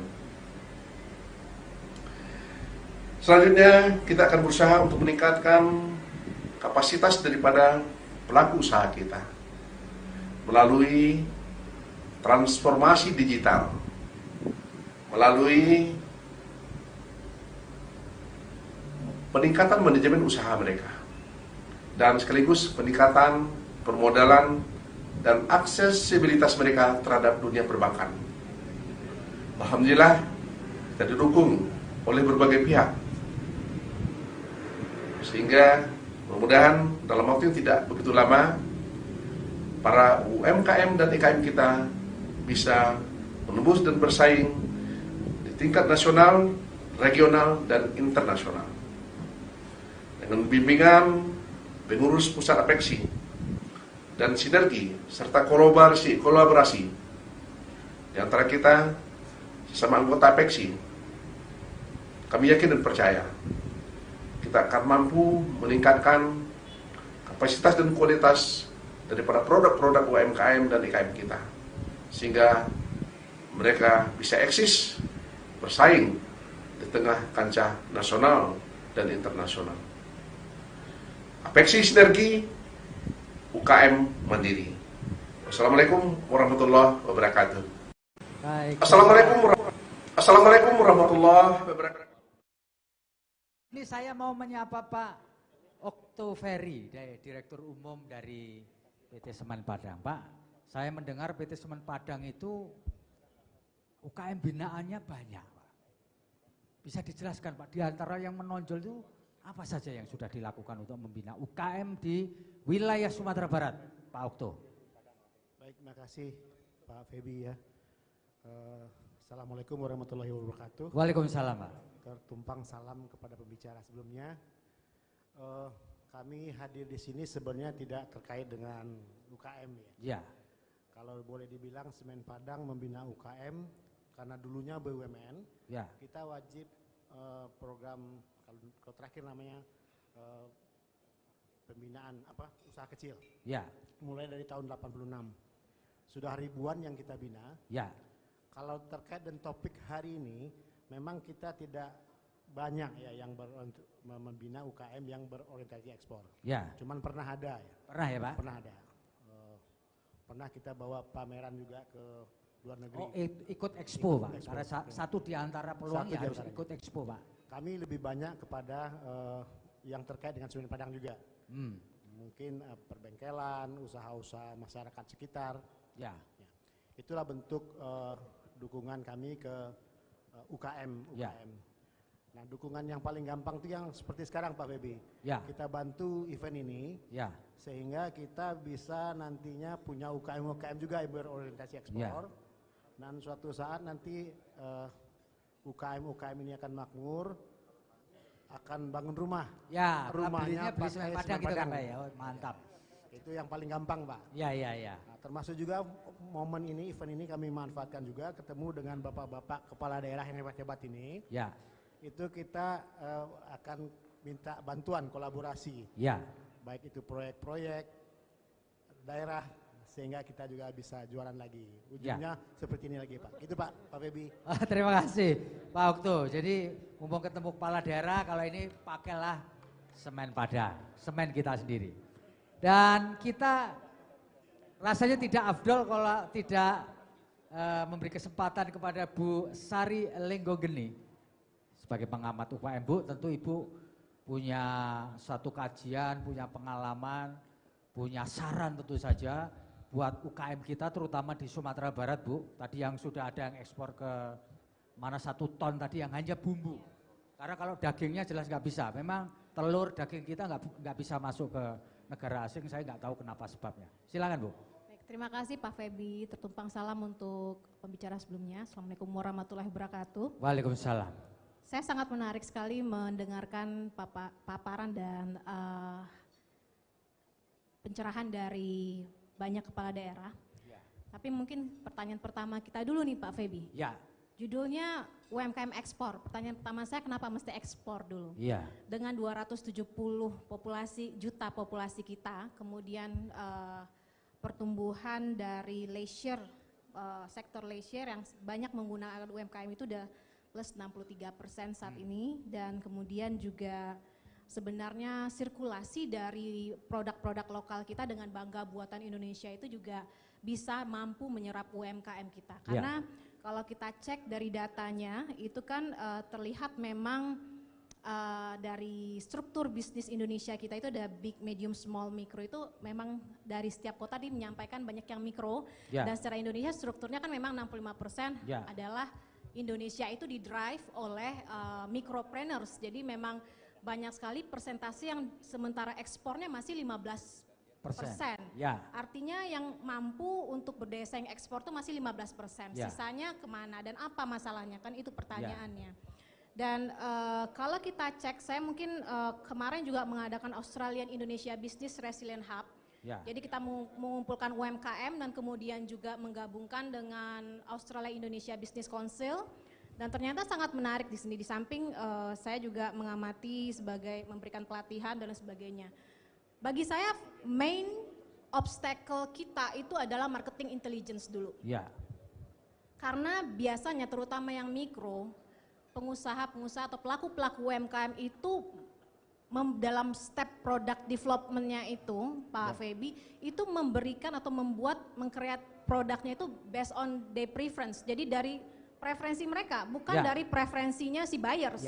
Sehingga apa yang terjadi, saya sering sekali kita dalam lakukan riset sedikit dengan mereka, banyak sekali akhirnya terutama untuk kuliner itu terbuang. Oh, terbuang. Karena sudah habis dari sisa expired, tidak ada yang beli. Oh. Jadi banyak sekali di sini apa istilahnya, mereka membuat sesuatu yang tidak dibutuhkan pasar. Ya. Nah, jadi tidak terserap ya Bu ya? Tidak terserap, sehingga mereka pun bercerita, mereka masukkan ke retail dalam waktu sekian terbuang. Dan ini memang perlu coaching, mentorship yang dengan ya pentahelix kita, termasuk universitas, inkubator dan lain sebagainya.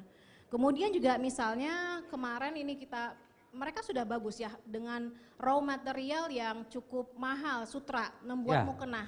Tapi mukenahnya itu segede karung goni. Nah, gimana caranya? Saya bilang kalau sekarang portable segede karung goni dan berat lagi dan sayang sekali sehingga tidak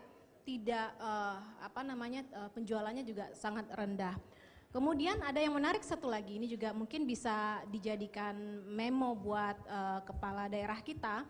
Kebanyakan dari UMKM kita itu masih membutuhkan raw material atau bahan baku dari kota lain. Ini mungkin trading partnership antar kota seperti dari Apexi tadi itu bisa dilakukan sebenarnya untuk membuat kerjasama dan membantu para UMKM kita. Yang kedua adalah marketing preference. Jadi kalau mau masuk pasar ekspor itu kan benar-benar harus kita pahami dulu gitu kan ya, apa sih yang sebenarnya menjadi preference mereka, trend lifestyle mereka. Misalnya di Australia gitu kan, mereka memang udah jelas pecinta kopi. Nah ini market kopi sebaiknya dengan quality control yang bagus gitu ya, harus bisa masuk ke sana dan juga memahami siapa importirnya gitu. Kadang-kadang ada pemain yang misalnya importir yang mereka sudah biasa main sehingga tidak perlu melewati karantina. Nah ini yang harus bisnis match-nya ini antara si buyers dan si sellersnya itu memang harus sering dilakukan seperti apa yang disampaikan dari Kementerian Perdagangan tadi. Dan juga kita juga quality control. Ini dari cerita Australian Indonesia Business Resident Hub kemarin, memang disampaikan isu kita juga ada di quality control. Misalnya nih pengiriman bambu. Di Australia itu kan banyak disenangi tuh bambu-bambu, tapi dalamnya ada kodok misalnya kan, karena tidak terjaga kualitasnya. Kemudian misalnya batik luntur. Packaging kita misalnya kerupuk udah hancur nyampe di sana. Nah, dan kemudian kita berharap sekali mungkin enabler dari pemerintah misalnya untuk melakukan ya mungkin dari pusat ya seperti perjanjian seperti di Australia itu IACPA itu kan sudah memberikan zero tarif gitu ya untuk impor ke Australia, dan exhibition serta kita juga memahami kita menuju green economic. Sekarang semua sudah mulai bergeser pada green customer, green behavior, green product. Itu juga ya levelnya juga step by step lah kita mengarah ke sana karena memang masih banyak yang dari step pertama itu yang harus kita benahi. Demikian Pak Feby, terima kasih. Assalamualaikum warahmatullahi wabarakatuh. Bu Sari barangkali bisa disampaikan kepada kita semua. Kalau Bu Sari melihat sebenarnya di Sumatera Barat itu yang paling bisa diunggulkan untuk dijual ke luar negeri itu produknya apa sih Bu? Tadi kan ada bumbu rendang, ada gula semut, ada produk apa lagi gitu. Kira-kira yang bisa kita dorong. Kalau yang luar negeri, untuk luar negeri ya. Tadi ada garment juga yang disebutkan ada songket. Mestinya kita fokus saja ke satu atau dua produk tapi bisa tembus gitu Bu. Kalau saya melihat pertama pasta rendang. Jadi kemarin kita diskusi juga sama Pak Wali Kota Payakumbuh ini terkait Indonesia Spice Up the World gitu ya. Memang dagingnya apalagi PMK sekarang ini udah Australia alergi banget sekarang dengan PMK kan. Takut ya Bu ya, penyakit mulut dan kuku. Jadi pastanya memang sangat dibutuhkan jalur untuk Spice Up the World. Yang kedua mungkin saya pikir seperti untuk negara Asia dan Muslim country itu ya seperti Carmen ya Bu ya? Muslim fashion industry. Muslim fashion ya. Itu luar biasa itu karena banyak juga sebenarnya yang desainer kita yang banyak diminati oleh dari terutama Muslim country di ASEAN. Ya. Baju seperti yang dipakai Pak Wali Kota Sawalunto bisa ekspor juga ya Bu ya? Harus dicoba dulu, saya pegang dulu nih.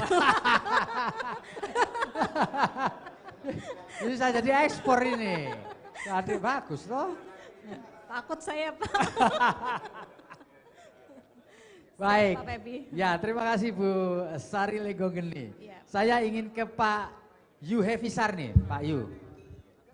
Pak Yu ini apa saran Bapak ini Pak sebagai orang yang mendalami marketplace digital dan kita perlu juga ekosistem digital ini Pak. Supaya produk-produk kita itu dikenal baik dengan kemasan yang baik dan marketing yang baik pula. Silakan Pak Yu. Oke, terima kasih Pak Febi, Bapak Ibu yang saya hormati dan Pak Wali Kota semua yang hadir di sini. Suatu kehormatan juga nih saya hadir di sini Pak Febi, diundang dari Politeknik Negeri Padang. Jadi kalau kita di bidang IT sebenarnya kita harus memahami dan mungkin kita semua Bapak Ibu, IT ini berkembangnya cepat. Ya. Itu nggak bisa dipungkiri gitu. Dia tidak akan pernah bergerak mundur. Ya. Nah, sementara kita mengadopsinya itu hitungan deret ukur gitu Pak. Ya. Sementara baju cepat dan dia tidak akan pernah mundur. Ya. Nah, UMKM kita saat ini mau tidak mau harus beralih ke digital. Ya. Mau tidak mau. Jadi kalau tidak dia digital, dia pasti akan tertinggal terus. Ya. Dan ini akan berkembang terus gitu. Nah, apalagi di sekarang kalau kita lihat statistik pengguna internet itu, pengguna media sosial itu meningkat terus, Pak. Ya. Dari penduduk kita sekarang di statistik yang terakhir itu penduduk Indonesia itu sekitar 280 juta. Itu 205-nya itu pengguna internet aktif. Jadi lebih dari 70% itu pengguna internet, Pak. Ya. Dan media sosial di dalamnya gitu. Tapi kalau tidak diikuti dari sekarang, saya rasa nanti ini jadi kita akan tertinggal terus gitu. Ya. Ini yang kita berharap kita mulai beralih ke media digital. Ya. Nah, begitu kita sudah beralih media digital, apa yang kita lakukan? Apa yang perlu kita siapkan? Memang yang pertama itu UMKM memang harus riset pasar, Pak. Dia harus lihat produknya itu memang layak apa tidak. Ya. Karena nanti kalau kita sudah masuk ke media online, kita harus betul-betul menjual produk kita berbeda dengan yang lain. Ya. Unik gitu. Lalu kemudian kesiapan kita. Kalau dia sudah masuk ke media digital, itu pangsa pasar kita global. Pangsa pasar kita dunia, Pak. Ya. Nah, begitu dunia lihat, kita siap nggak begitu ada order. Kontinuitasnya juga Pak ya, kontinuitas ya. Nanti tidak kita order banyak kita nggak siap. Ya. Nanti pelayanan kita tidak terlaksana dengan baik. Nah, ini juga jadi catatan juga. Kemudian sekarang sudah mulai banyak marketplace yang sudah go internasional semua gitu kan Pak. Nah di kita itu yang paling terakhir di riset terbesar itu ada Tokopedia yang paling banyak. Paling tidak kita mulai di situ gitu. Kita masuk ke sana, ke Tokopedia kan gratis. Kita manfaatkan kebesaran marketplace yang ada untuk mempromosikan produk kita. Nah setelah kita berada di marketplace, kita mainkan namanya digital marketing. Ya. Digital marketing ini adalah suatu hal yang sangat penting saat ini. Jadi mau tidak mau kita bagaimana membawa orang memahami struktur yang kita jual itu, mulai dari orang tidak tahu jadi tahu, setelah tahu dia tertarik, dia penasaran sampai akhirnya beli. Jadi proses digital marketing itu proses yang panjang gitu Pak. Ya. Jadi memperkenalkan produk itu butuh waktu. Jadi kita butuh menggunakan mungkin kita kenal ada Google Ads, Facebook Ads, TikTok Ads, dan semuanya gitu. Banyak fitur-fitur yang bisa kita gunakan untuk mengenalkan produk kita ke masyarakat luar. Dan itu kita harus belajar. Jadi mau tidak mau UMKM harus belajar digital marketing. Jadi setelah produknya jelas, lalu masuk marketplace, itu diiringi dengan digital marketing. Memainkan peran kita mengenalkan produk kita ke masyarakat luas sampai orang beli. Nah, strategi kita untuk beriklan di media digital itu juga banyak. Ada dengan strategi dengan menggunakan video, ada dengan menggunakan teks biasa. Misalnya kalau di Google kita ketik keyword tertentu, muncul nama kita di situ, itu teks yang muncul. Ada juga muncul gambar. Jadi kita bisa memilih berbagai model iklan yang disediakan untuk mengejar target dari produk kita. Kemudian keunggulan lain dari media digital saat ini, kita bisa memasang iklan tertarget. Jadi kita bisa memasang iklan misalnya iklan batik ini cocok untuk warga di Sawalunto. Jadi iklannya nanti muncul orang-orang di Sawalunto saja. Iya. Nah, begitu di Sawalunto kita bisa set ini untuk umur 5 sampai berapa tahun gitu. Bisa kita set lagi, Pak. Jadi kita bisa menyasar target dari produk kita. Yang spesifik ya, Pak ya. Spesifik. Ya. Jadi sudah sangat dibantu kita dengan kemajuan teknologi dan itu yang kita harapkan UMKM sekarang selain produknya sudah jelas, bergabung ke marketplace, lalu kalau bisa dia punya website sendiri, lalu mulai membuat belajar digital marketing. Mau belajar Facebook, kalau bagaimana beriklan di Facebook, di Google, bagaimana beriklan di Google, di YouTube, bagaimana beriklan di YouTube, di WhatsApp, menggunakan WhatsApp dan lain sebagainya, kita amankan semua fitur itu, Pak. Jadi saya rasa kalau sudah terintegrasi semuanya, saya rasa produk kita sudah bisa. Kalau udah global kita kan udah bicara ekspor, Pak. Kalau bicara internet, kita bukan bicara lokal lagi, kita bicara dunia gitu. Jadi sudah ekspor sudah bisa terpenuhi gitu kan? Mungkin seperti itu, Pak. Gini Pak Yul, jadi apa yang dikatakan Bapak barangkali hanya bisa dilakukan oleh industri-industri besar. Karena marketing virtual ini kan khas gitu. Padahal kita ini bicara soal UKM, Pak. UKM ini lebih banyak gagap teknologi. Jangankan kok bikin marketing lewat virtual gitu ya. Memasarkan atau mengemas produknya saja kalau nggak dibantu pemerintah kan nggak bisa, Pak. Gimana ngatasi ini, Pak? Kalau yang Bapak sebutkan tadi bahwa betul bahwa pabrikan besar gampang aja bikin video, bikin konten yang bagus. Sehingga pasar dengan cepat mengenal. Kalau ibu-ibu UKM kan susah juga ini. Gimana Pak sarannya, Pak? Justru itu terbalik, Pak. Jadi dengan kemajuan teknologi mulai ibu-ibu tuh udah pintar WhatsApp, Pak. Oh, pintar WhatsApp. Pintar Facebook, Pak. Iya, iya. Pintar TikTok. Malah saya juga kalah dengan ibu-ibu kalau TikTok. Iya, iya, iya. Jadi sekarang kemajuan teknologi itu sudah menyentuh ke ranah mereka. Kalau dulu mungkin kita susah mengenalkan internet itu apa, tapi dengan hadirnya Facebook, hadirnya TikTok, mereka lebih paham malah, Pak. Oh, gitu. Jadi memang kita butuh tinggal bagaimana kita mungkin dari pemerintah juga tinggal meningkatkan literasi digital. Jadi secara bertahap atau berkelanjutan dari pimpinan daerah barangkali mengagendakan melalui Kominfo atau dari dari dinas apa, ada pelatihan-pelatihan yang berkelanjutan. Memang kita harus bina karena yang tadi saya sampaikan ini akan maju terus, Pak, teknologi kita, tapi tidak kita ikuti dengan literasi digital untuk mereka, kita akan tertinggal terus. Tapi itu berkelanjutan. Jadi memang sekarang ini kalau tidak susah lagi sebenarnya orang untuk bikin TikTok, apalagi sekarang semua sudah punya fitur live, Pak. Jadi kalau orang jualan di pasar dia live, dia bisa jualan mana-mana, Pak. Saya sering nonton. Saya sering nonton orang jualan live lewat TikTok, Pak. Ya. Nah, itu jualan digital sepatu, marketing, ya. Pak. Itu bagian dari digital marketing. Ya. Jadi digital marketing itu cakupannya luas. Jadi kalau dia mampu di Instagram bikin live, tidak bikin konten, kan dia biasa jualan tinggal dia live kan, Pak. Ya. Dia jalan juga gitu kan. Jadi kita manfaatkan di mana yang kita bisa saja. Kalau seandainya bikin konten dalam artian bikin video belum bisa, tinggal belajar bikin foto. Foto kan bisa, Pak. Ya. Tidak susah gitu ya. Tinggal bagaimana mengemasnya sehingga layak untuk dikonsumsi orang banyak ya. Sehingga nilai jualnya itu dapat.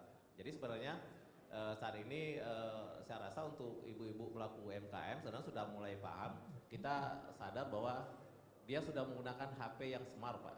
Jadi tinggal memanfaatkan smart HP itu untuk jualan ya, Pak, ya. Jualan gitu ya. Iya.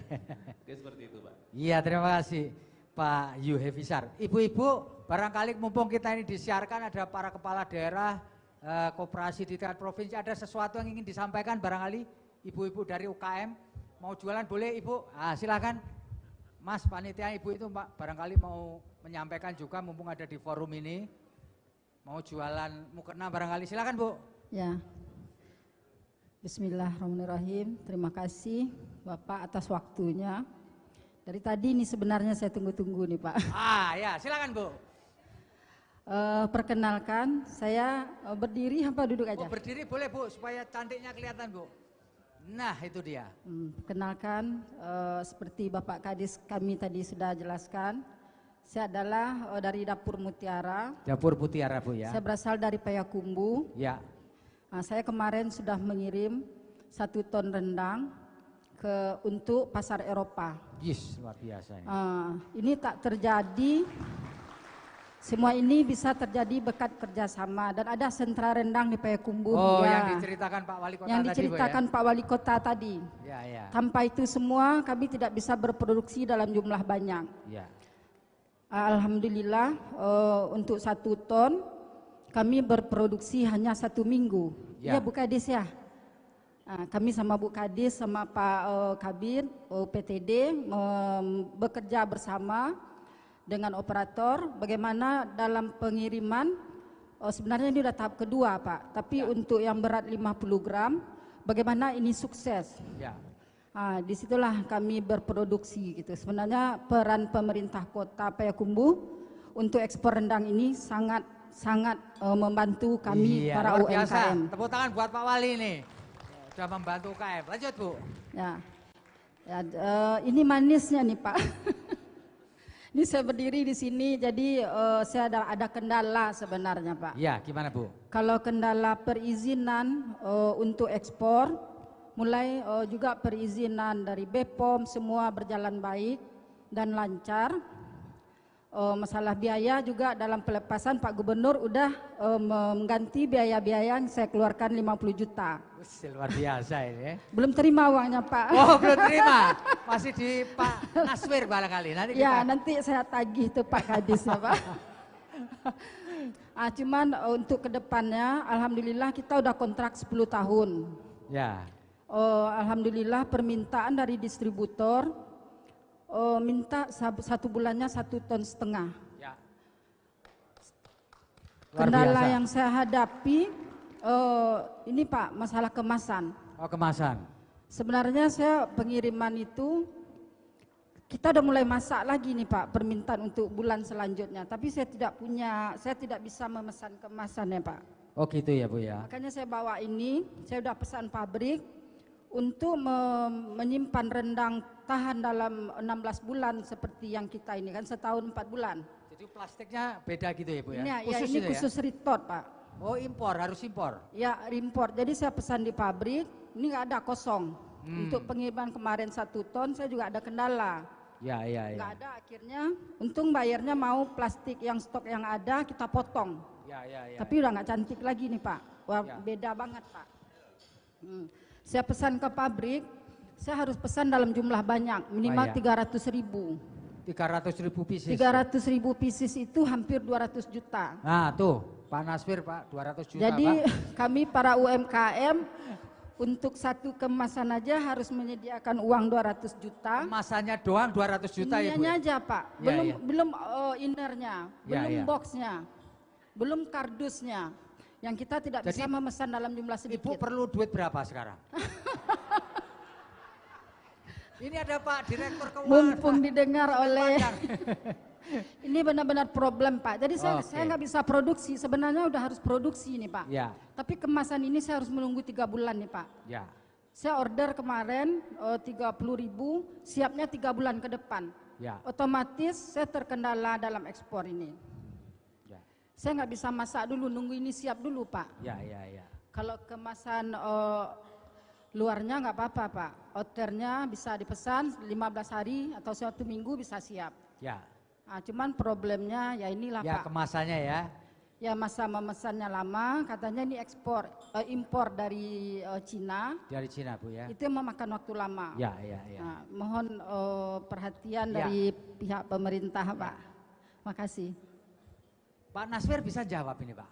Pertanyaan Ibu tadi Pak. Bagaimana ini soal kemasan plastik dari Cina yang plastiknya doang 200 juta Pak ini. Gimana Pak? Silakan Pak kalau ingin menanggapi Pak ini. Ya. Ya, terima kasih Pak. Ini Bu Rina ya. Mudah-mudahan nggak ada kata-kata sabar Bu Rina. Nanti pemerintah lagi berjuang juga memfasilitasi. Apalagi juga ada Pak Desa di sini ya. Ya. Bisa kita keroyok rame-rame Pak. Ya. Dikata keroyok ya Pak ya. Memang pemerintah itu selalu memfasilitasi para UMKM-nya. Baik dari segi pemasaran, pelatihan, kemudian juga rumah-rumah produksi. Nah ini kita selalu fasilitasi. Nanti juga tentu kita sharing juga dengan kementerian nanti. Di kementerian tadi sudah disampaikan juga oleh Pak Reza Zemanik. Ada program-program yang bisa juga dikolaborasikan. Nah, ini yang nanti kita coba mengkolaborasikan. Jadi apa setiap tahap keluhan-keluhan dari UMKM kita coba dibantu dan difasilitasi. Jadi setiap tangis yang dikeluarkan kita coba dihapus tangisan itu secara berlahan. Karena kita pemerintah ikut membantu dan memfasilitasi. Ya mungkin itu Pak. Itu Pak. Pak Wali barangkali bisa melengkapi jawabannya Pak tadi soal kemasan itu kan sudah Ini sudah dibantu Bapak untuk ini. Iya Pak. Memang ini adalah sebuah supply chain system gitu ya Pak ya. Jadi pertama kita benahi dulu sistem produksinya bisa memenuhi standar internasional. Dan itu kita lakukan. Sebenarnya begitu marketnya ada, itu saya berharap sebenarnya ya. Dari Kementerian Perdagangan itu berarti kalau dalam teori saya itu tambang baru gitu Pak. Ibaratnya Bapak dapat tambang emas yang baru gitu. Pelakunya Bu Rina tadi. Jadi gimana caranya? Ya UMKM siapinlah duit 1-2 miliar buat dia gitu loh. Nggak mau tahu kita, itu siapin itu, harus itu Pak. Ini kalau nggak peduli pemerintah pusatnya itu cop-cop aja tadi Pak Riza itu. Harus 1-2 M sudah ada gitu. Ada langsung nih. Ludak gitu ya. Gitu. Jangan dibiarin dia mati layu sebelum berkembang gitu. Itu. Kalau saya gaji cuma 6 juta Pak, nggak bisa saya. Nah gitu aja Pak. Terima kasih. Jadi gajinya 6 juta, butuhnya 200 juta. Baik, Ibu ada lagi dari UKM? Ya, ibu itu dulu Bu, silakan Bu. Rendang. Nah, tuh, nanti habis gitu ibunya yang di sebelah kanan. Silakan Bu, mumpung ketemu para pejabat nih Bu. Alhamdulillah, bismillah. Assalamualaikum warahmatullahi wabarakatuh. Waalaikumsalam Bu. Terima kasih atas kesempatan ya Pak. Perkenalkan saya Harti Ningsi dari Komunitas Koperasi Wanita Ika Boga Kota Padang. Ya. Kami masih berproses ya Pak. Saya senang dengan materi yang disampaikan di sini dalam membangun UMKM berorientasi ekspor. Nah, namun kendala kami Pak, di negeri yang subur makmur ini, mohon kami disupport ya Pak. Yang pertama, rendang itu dengan bahan bakunya ada di lingkungan kita, tapi kita tidak bisa mendapatkan kepastian harga. Oh, itu jadi harga Pak. Bu ya? Ya, jadi kami untuk menghitung ya Pak, berapa modal itu kami bisa kadang-kadang berdarah-darah Pak. Nggak tahu saudara saya tadi Ibu Rina yang mungkin sudah mapan ya Pak, tapi kami dari Koperasi Wanita Ika Boga itu sangat sulit menentukan harga. Kenapa Pak? Harga untuk kita letakkan produk kita di tempat-tempat oleh-oleh itu sangat fleksibel Pak. Ketika harga yang kadang cabai sampai 100.000, kami masih harus tetap dengan harga yang sama. Nah, kalau kami cari dapatkan ekspor, tidak gampang ekspor Pak. Kenapa? Kami butuh yang namanya pengayaan. Kalau boleh Pak, kami dapat pengayaan pendampingan untuk bagaimana mendapatkan legalitas ekspor itu. Ya, seperti kami insya Allah tanggal 15 sudah siap untuk kirim. Tapi ternyata ada surat legal yang mana diminta itu adalah REX-nya Pak, atau SKA-nya aplikasi. Sekarang tertunda, sehingga kami tidak bisa memberikan pengiriman lebih cepat. Itu satu ya Pak. Kalau untuk peralatan, alhamdulillah koperasi kami mendapatkan bantuan pendampingan. Itu kami terima kasih dengan BUMN selain pemerintah ya Pak. Kami dibantu hibah oleh Askrindo Pusat. Itu peralatan ya, semua mereka fasilitasi. Ya, jadi bukan hanya perindustrian, juga BUMN. Itu yang kami merasa bersyukur.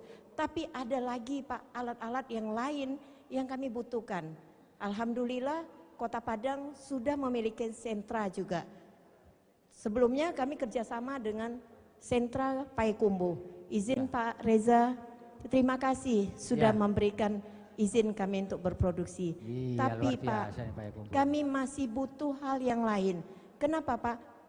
Untuk memasukkan biar kos biaya lebih murah, kami butuh yang namanya masukkan pasta itu lebih cepat. Perlu mesin.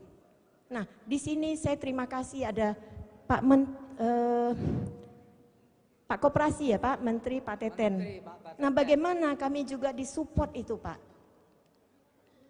Di Pasamuan katanya Pak. Nah, jadi hal-hal yang demikian Pak bisa memberikan kami semangat baru dan hidup muncul kembali. Begitu Pak, terima kasih. Assalamualaikum warahmatullahi wabarakatuh. Waalaikumsalam, terima kasih Bu. Tadi kendalanya adalah pada harga. Ini saya nggak ngerti Pak Marodop masih bergabung dengan kita atau enggak. Ini kan urusan harga mengharga ini urusannya Kementerian Perdagangan ini, ya kan. Harga daging itu memang nggak pernah bisa turun dari 120.000. Ya apapun perintah Presiden nggak bisa 80.000. Saya nggak tahu penyebabnya apa gitu ya. Pak Marodop apakah masih bergabung dengan kita Pak? Halo Pak, Bapak Marodop. Selamat siang Pak. Pak Marodop. Waduh, dia masih ada tapi nggak mendengar suara saya. Tapi putus-putus dari tadi Pak. Pak, tadi ada masukan dari satu ibu yang mengelola koperasi daging, mengeluh soal standarisasi harga Pak. Harga di kita ini kadang-kadang kan kita naik turun terus Pak. Banyak naiknya daripada turunnya. Gimana Pak Marodop itu bisa mengatasi harga ini? Kan urusan Kementerian Perdagangan ini. Silakan Pak Marodop. Ya, ini pertanyaan yang ditanya oleh semua orang sebenarnya. Jadi saya pun nggak bisa jawab dengan benar karena ya kita nggak punya daging sapi yang cukup sebenarnya Pak untuk kepentingan tahunan kita. Terpaksa harus impor. Jadi kalau sudah impor, sudah tidak ada di lokal, tentu pasti harganya akan turun naik. Dan saya nggak tahu, harusnya di Sumatera Barat pemerintah daerahnya yang harus melihat di mana sebenarnya sumber bahan bakunya yang paling dekat di sana. Yang pasti untuk nasional kita akan impor selalu Pak. Daging sapi tidak bisa dipenuhi di dalam negeri secara mandiri. Jadi kami tidak juga bisa menjawab bagaimana supaya daging sapinya tetap harganya stabil, pasokannya stabil, karena itu tergantung kepada pasokan dalam negeri. Mungkin itu jawaban saya Pak. Terima kasih. Kalau pemerintah pusat saja tidak bisa menjawab, akhirnya kita hanya bisa pasrah Bu.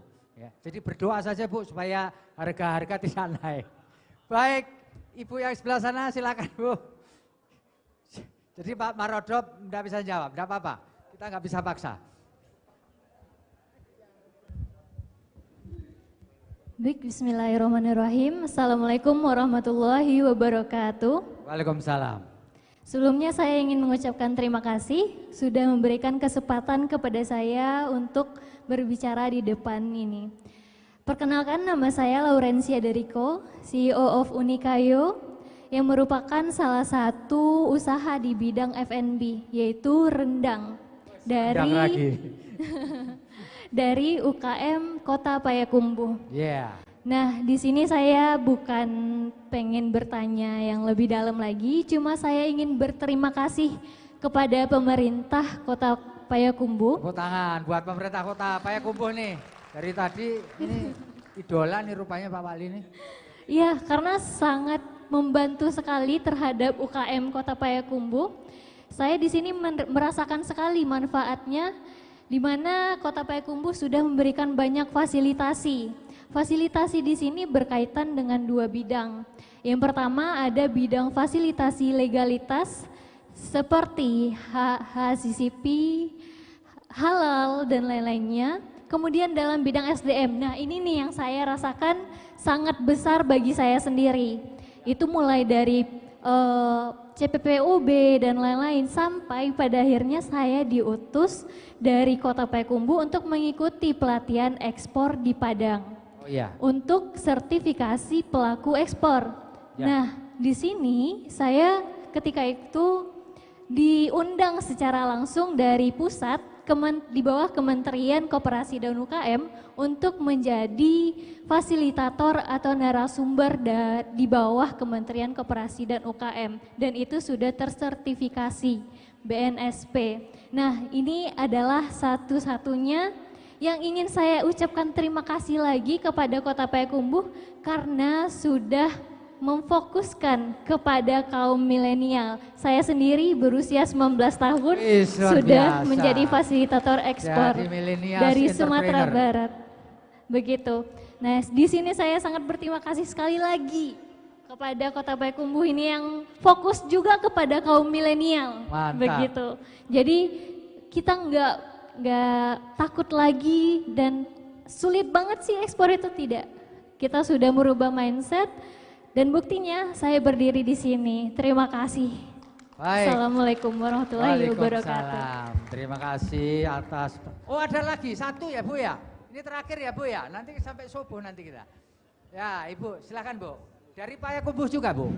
Assalamualaikum warahmatullahi wabarakatuh. Saya Weli Novisastra, bergerak di bidang UMKM juga. Kebetulan saya bergabung di Kopas 6. Ya. Nah kebetulan saya punya brand juga sendiri, Ya. Permata Hati. Dah saya kriya, di bidang kriya Pak. Kriya, Sanggar kriya. tari juga ada. Kebetulan songket yang tenun ini Pak, yang dari Sawalunto, Oh, Sawalunto. saya jadikan membuat tas. Kebetulan saya ikut bazar di Youth Center kemarin. Alhamdulillah banyak peminatnya. Mantap. Pak Tepuk Wali tangan, Kota Pak. Sawalunto nih, banyak peminatnya. Besok mungkin saya udah packing untuk keluar daerah nih Pak. Juga ini juga Pak, dompet dari tenunan Sawalunto. Sawalunto ya. Ya, songket Silungkang. Oh, Silungkang. Nah, batik yang deta, dibuat deta, saya buat dompet Pak. Oh. Juga banyak peminatnya. Ya, ya, ya, ya. Nih saya baru buat Ya. untuk acara Apeksi ini. Luar biasa. Alhamdulillah, makasih Pak. Pak Wali bantu kan? Bantu Ibu Pak Wali kan? Iya. Ibu mengucapkan terima kasih dong sama Pak Iya, Wali. ucapan terima kasih juga. Nah, saya mau tanya juga Pak, kalau dapat, Ya. kami yang di Kopas 6 ini kalau bisa barangnya brand ke luar negeri semua Pak. Ya. Kopas 6 banyak anggotanya Pak. Ya, Oke ya. Pak, makasih Pak. Terima kasih Ibu. Nanti sudah ada di Kementerian Perdagangan tadi. Ibu bisa bawa itu ke exponya. Baik Bapak Ibu saudara-saudara sekalian, kita sudah sampai di penghujung ngobrol kita. Terima kasih Ibu-Ibu atas pertanyaan dan pernyataannya. Dan kita bisa ambil kesimpulan bahwa ekspor kita seperti yang dikatakan oleh Pak Riza tadi masih 15% dari UKM, masih kalah jauh dengan Cina yang sudah mencapai 68. Tapi kita tidak boleh patah arang, produk-produk unggulan dari Sumatera Barat luar biasa, baik itu kerajinan kriya maupun rendang. Dan tadi ada gula semut kalau nggak salah dari Sawalunto. Bapak Ibu sekalian, kita sudah sampai di penghujung acara, dan sebelum menyerahkan kembali panggung ini kepada MC, saya ingin menyampaikan pantun penutup. Mengambil mangga pakai galah, cakep. Galanya patah dibawa berlari, cakep. Maafkan hamba atas hilaf dan salah. Terima kasih, saya Febi Mahendra Putra, pamit undur diri. Assalamualaikum warahmatullahi wabarakatuh. Salam damai sejahtera buat kita semua. Salam sehat dan jangan lupa tetap bahagia. Kembali ke MC kita. Assalamualaikum warahmatullahi wabarakatuh. Salam sejahtera untuk kita semua. Om Swastiastu, Namo Buddhaya, salam kebajikan. Senang sekali Tribun Network terus konsisten menjadi salah satu media dalam mendukung UMKM naik kelas dan go global. Menurut data BPS 2022, pertumbuhan ekonomi Indonesia pada kuartal 2 tahun ini tercatat 5,44% year on year. Ini menjadi pertanda perekonomian Indonesia sudah pulih. Kita berharap hal ini terus konsisten dan tidak terpengaruh karena adanya perang Rusia-Ukraina yang mengakibatkan harga pangan dan energi di dunia melambung tinggi. Saat ini kontribusi ekspor UMKM masih 15,6%. Angka tersebut akan terus kita dorong untuk mencapai target 17% di tahun 2024. Ada beberapa penyebab utama UMKM kita sulit ekspor, diantaranya skala usaha yang masih didominasi usaha mikro, akses pembiayaan rendah, kurangnya penerapan teknologi dan inovasi, termasuk digitalisasi dan tingginya biaya logistik. Pemerintah memberikan berbagai macam kemudahan untuk mendukung upaya ekspor produk UMKM, diantaranya dengan memberikan kemudahan akses standarisasi serta sertifikasi produk UMKM, menaikkan porsi kredit perbankan menjadi 30% pada tahun 2024, yang saat ini baru mencapai 20%, fasilitas kemitraan UMKM dan usaha besar dengan begitu bisa secara perlahan menyiapkan UMKM menjadi bagian dari industrialisasi. Bapak Ibu hadirin yang berbahagia, salah satu yang patut kita apresiasi adalah Sumatera Barat. Karena pada tahun 2020 nilai ekspornya mengalami kenaikan sebesar 14,39% menjadi 1.532,84 juta US dollar dibandingkan tahun 2019.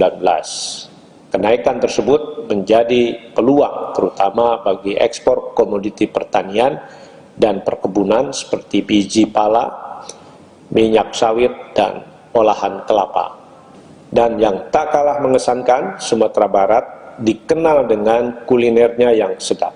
Terbukti oleh rendang yang telah mendunia, Koperasi Anak Nagari Minangkabau misalnya, yang telah berhasil mengekspor bumbu rendang bermerek Dapur Mutiara ke berbagai negara seperti Jerman dan Swiss. Bapak Ibu hadirin yang saya hormati, konsolidasi dan kolaborasi antara pemerintah pusat, pemerintah daerah, BUMN, swasta, dan perguruan tinggi adalah kunci UMKM mendunia.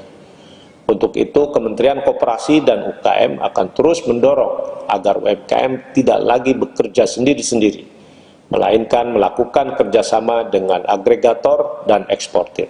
Terima kasih. Wassalamualaikum warahmatullahi wabarakatuh. Om Santi Santi Santi Om.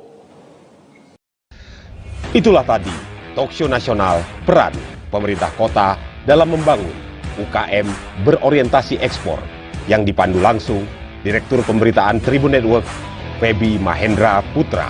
Semoga insight yang didapat hari ini jadi semangat untuk terus membangun bangsa. Tribun Network, mata lokal menjangkau Indonesia.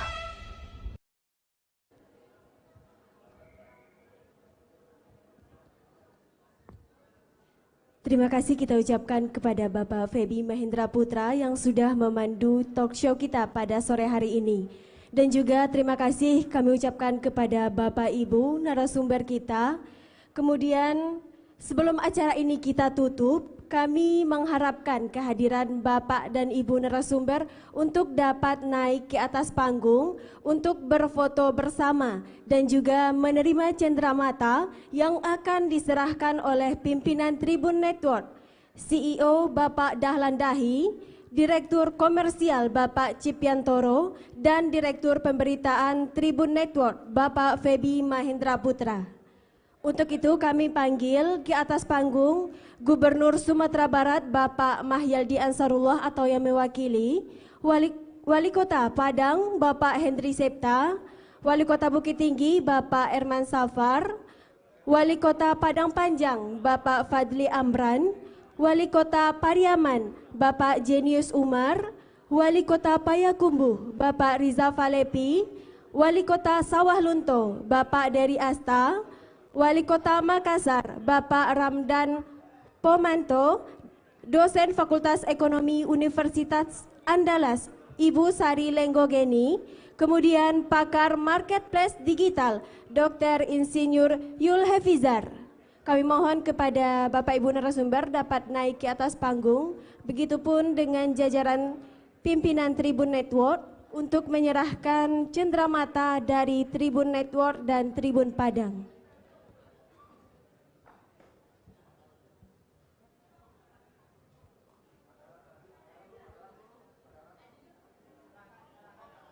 Kepada Bapak CEO Tribun Network, Bapak Dahlan, kami persilahkan.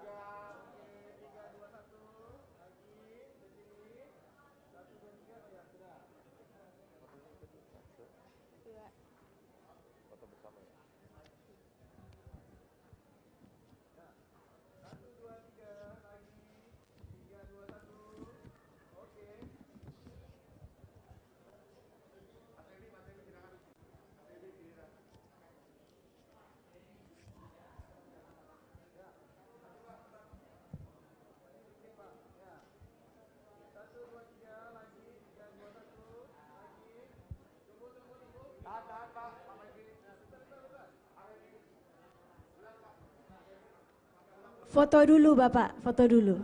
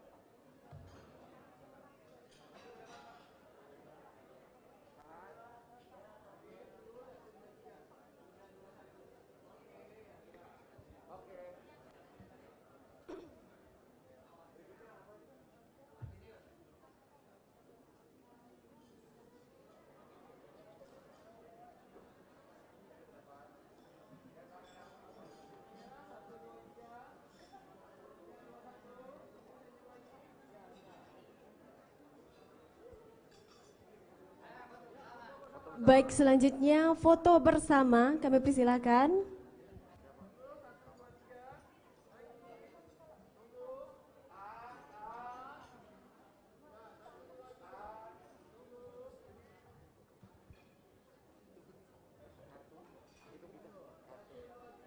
Satu, dua, tiga. Sekali lagi Bapak, senyum yang lebar menghadap kamera. Satu, dua, tiga. Oke, terima kasih kepada Bapak Ibu narasumber kita dan juga pimpinan Tribun Network. Kami persilahkan untuk kembali ke tempat.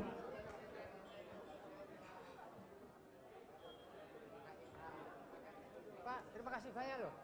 Mantap. Pak, terima kasih. Mantap Pak, terima kasih.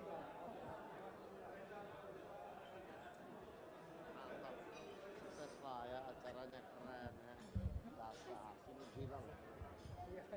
Silahkan makan. Sekali lagi kami ucapkan terima kasih kepada Bapak Ibu dan tamu undangan kita pada hari ini, baik yang hadir secara virtual ataupun yang hadir dalam ruangan ini. Kemudian kami persilahkan juga kepada tamu undangan untuk menikmati hidangan yang sudah disediakan dari Hotel Santika Premier Padang.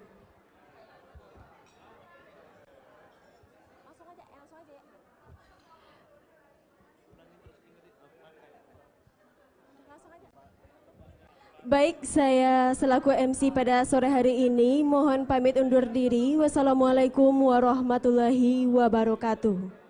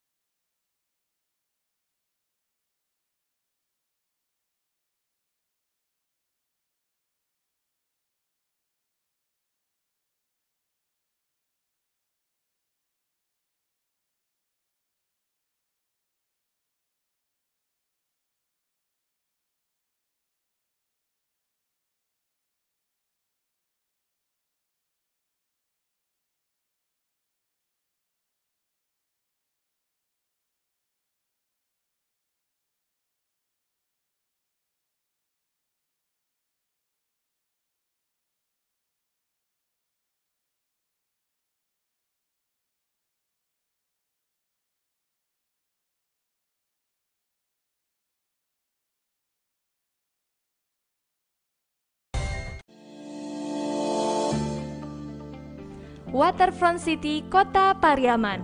Pemerintah Kota Pariaman terus menggenjot pengembangan kawasan Waterfront City yang merupakan program unggulan masa kepemimpinan Wali Kota Pariaman Jenius Umar dan Wakil Wali Kota Pariaman Mardison Mahyudin. Waterfront City merupakan kawasan tepi laut atau bagian kota yang berbatasan dengan air dengan konsep pengembangannya di tepi pantai, sungai, ataupun danau. Kota Pariaman menjadi satu-satunya daerah yang memiliki konsep Waterfront City. Hal ini dikarenakan belum adanya kota ataupun kabupaten di Sumatera Barat yang menyulap bantaran sungainya menjadi daya tarik wisata. Untuk mewujudkan pembangunan Waterfront City tersebut, Pemko Pariaman telah menyusun perencanaan menyeluruh terhadap 3 sungai besar di Kota Pariaman, yaitu Sungai Batang Pampan, Sungai Batang Mangor, dan Sungai Batang Mangguang. Ketiganya ditata bukan hanya sebagai saluran air dan pengendalian banjir, namun juga sebagai daya tarik wisata.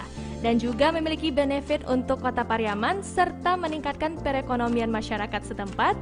Selain kawasan Batang Mampan dan Talau Pawah Pariaman, Pemko Pariaman juga sedang mengebut pembangunan jalan sepanjang 6 km di tepi aliran Sungai Batang Mangor, Kecamatan Pariaman Selatan, Kota Pariaman, yang dibangun tanpa adanya anggaran dari pemerintah.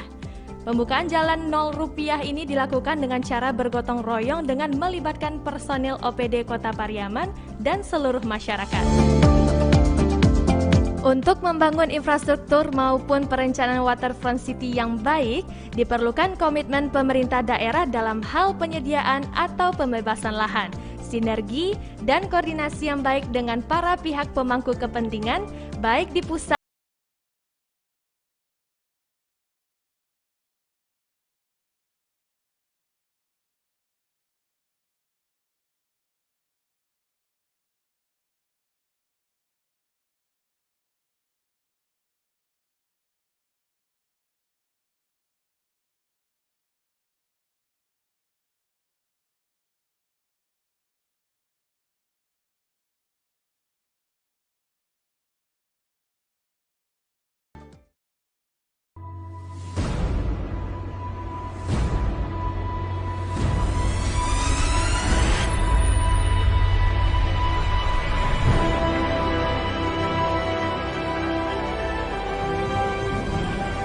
Kami hadir sebagai yang pertama di Indonesia dan Asia Tenggara.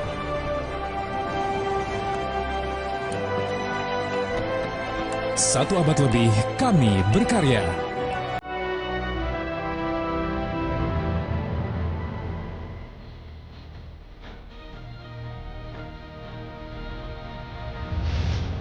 Menghadirkan mahakarya anak bangsa untuk negeri.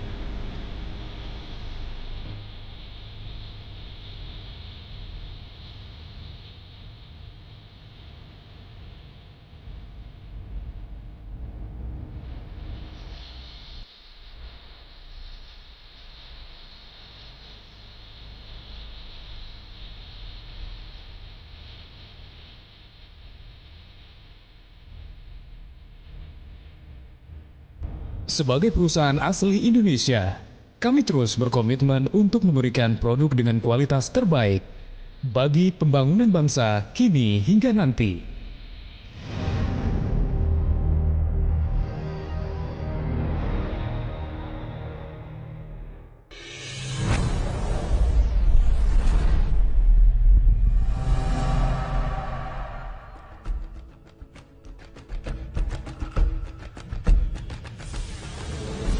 Untuk menjamin kualitas semen terbaik, kami menggunakan bahan baku terbaik dan melakukan quality control dan assurance yang ketat dalam setiap tahapan proses pembuatan semen.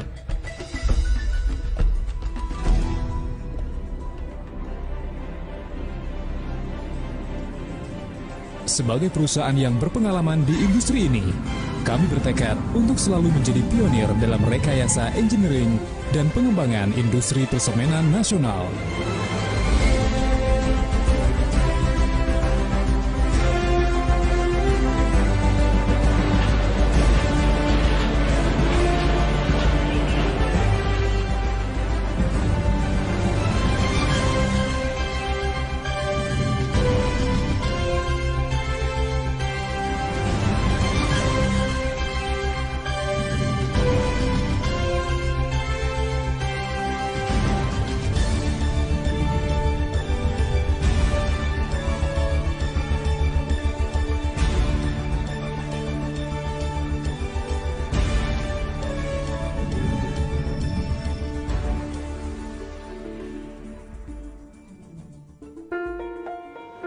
kami selalu menyadari pentingnya menjaga kepercayaan Anda. Untuk itu, kami senantiasa menjaga kualitas produk melalui penerapan sistem manajemen mutu berstandar internasional ISO 9001 yang diaplikasikan dengan konsisten, serta SDM yang profesional dan didukung dengan peralatan yang canggih. Produk semen Padang dengan predikat Global Customer Satisfaction Standard 5-Star Quality Product. Semen PCC, Portland Composite Semen, semen serbaguna cocok untuk semua bangunan Anda.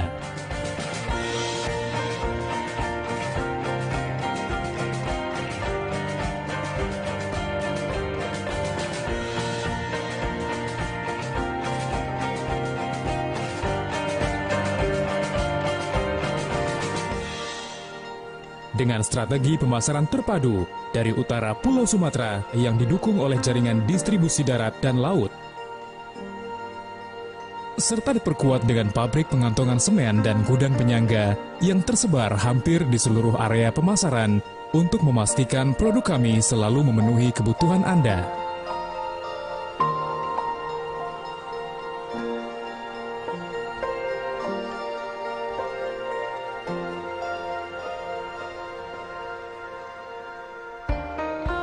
Sebagai pelaku bisnis industri semen yang besar, kami tidak hanya mencukupi permintaan semen domestik, tapi juga permintaan semen di Asia, Australia, Afrika, bahkan Amerika.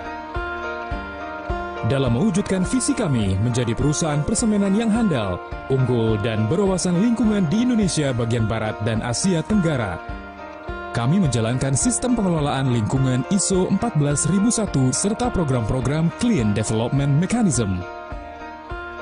Teknologi yang ramah lingkungan, Waste Heat Recovery Power Generation, merupakan upaya inovatif dalam meningkatkan efisiensi penggunaan energi. Inovasi teknologi ini mampu memanfaatkan gas panas yang terbuang menjadi sumber pembangkit tenaga listrik, meraih beberapa penghargaan tingkat nasional maupun internasional di antaranya.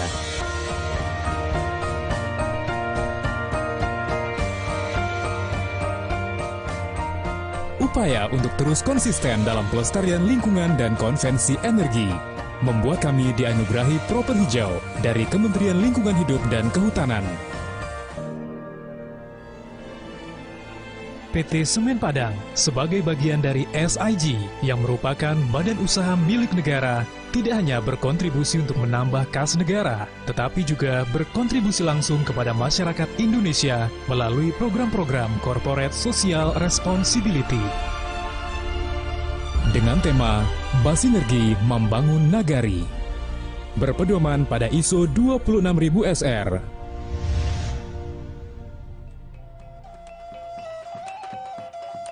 Kami bertekad untuk terus tumbuh dan berkembang bersama masyarakat demi perubahan kehidupan yang lebih baik dalam prinsip keberlanjutan. Mendukung ekonomi skala kecil dan kewirausahaan melalui pelaksanaan program kemitraan dengan membina lebih dari 2.000 UMKM yang telah dimulai sejak tahun 1987 di berbagai sektor. Bantuan pendidikan dan pelatihan.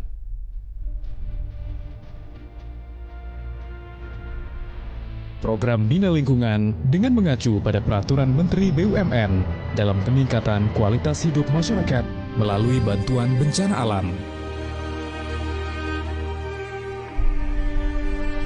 Bantuan pengembangan sarana dan prasarana umum. Bantuan sarana ibadah. Bantuan pelestarian alam. Bantuan sosial kemasyarakatan dalam rangka pengentasan kemiskinan, budaya, kesenian, olahraga,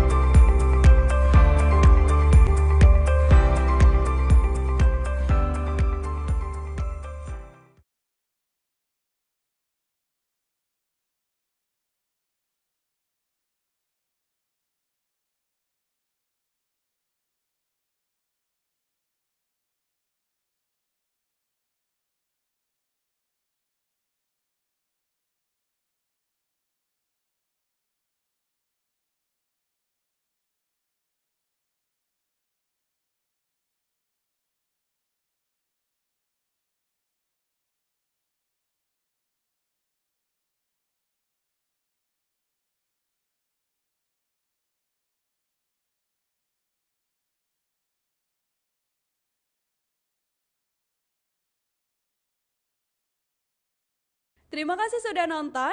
Jangan lupa like, subscribe, dan share ya.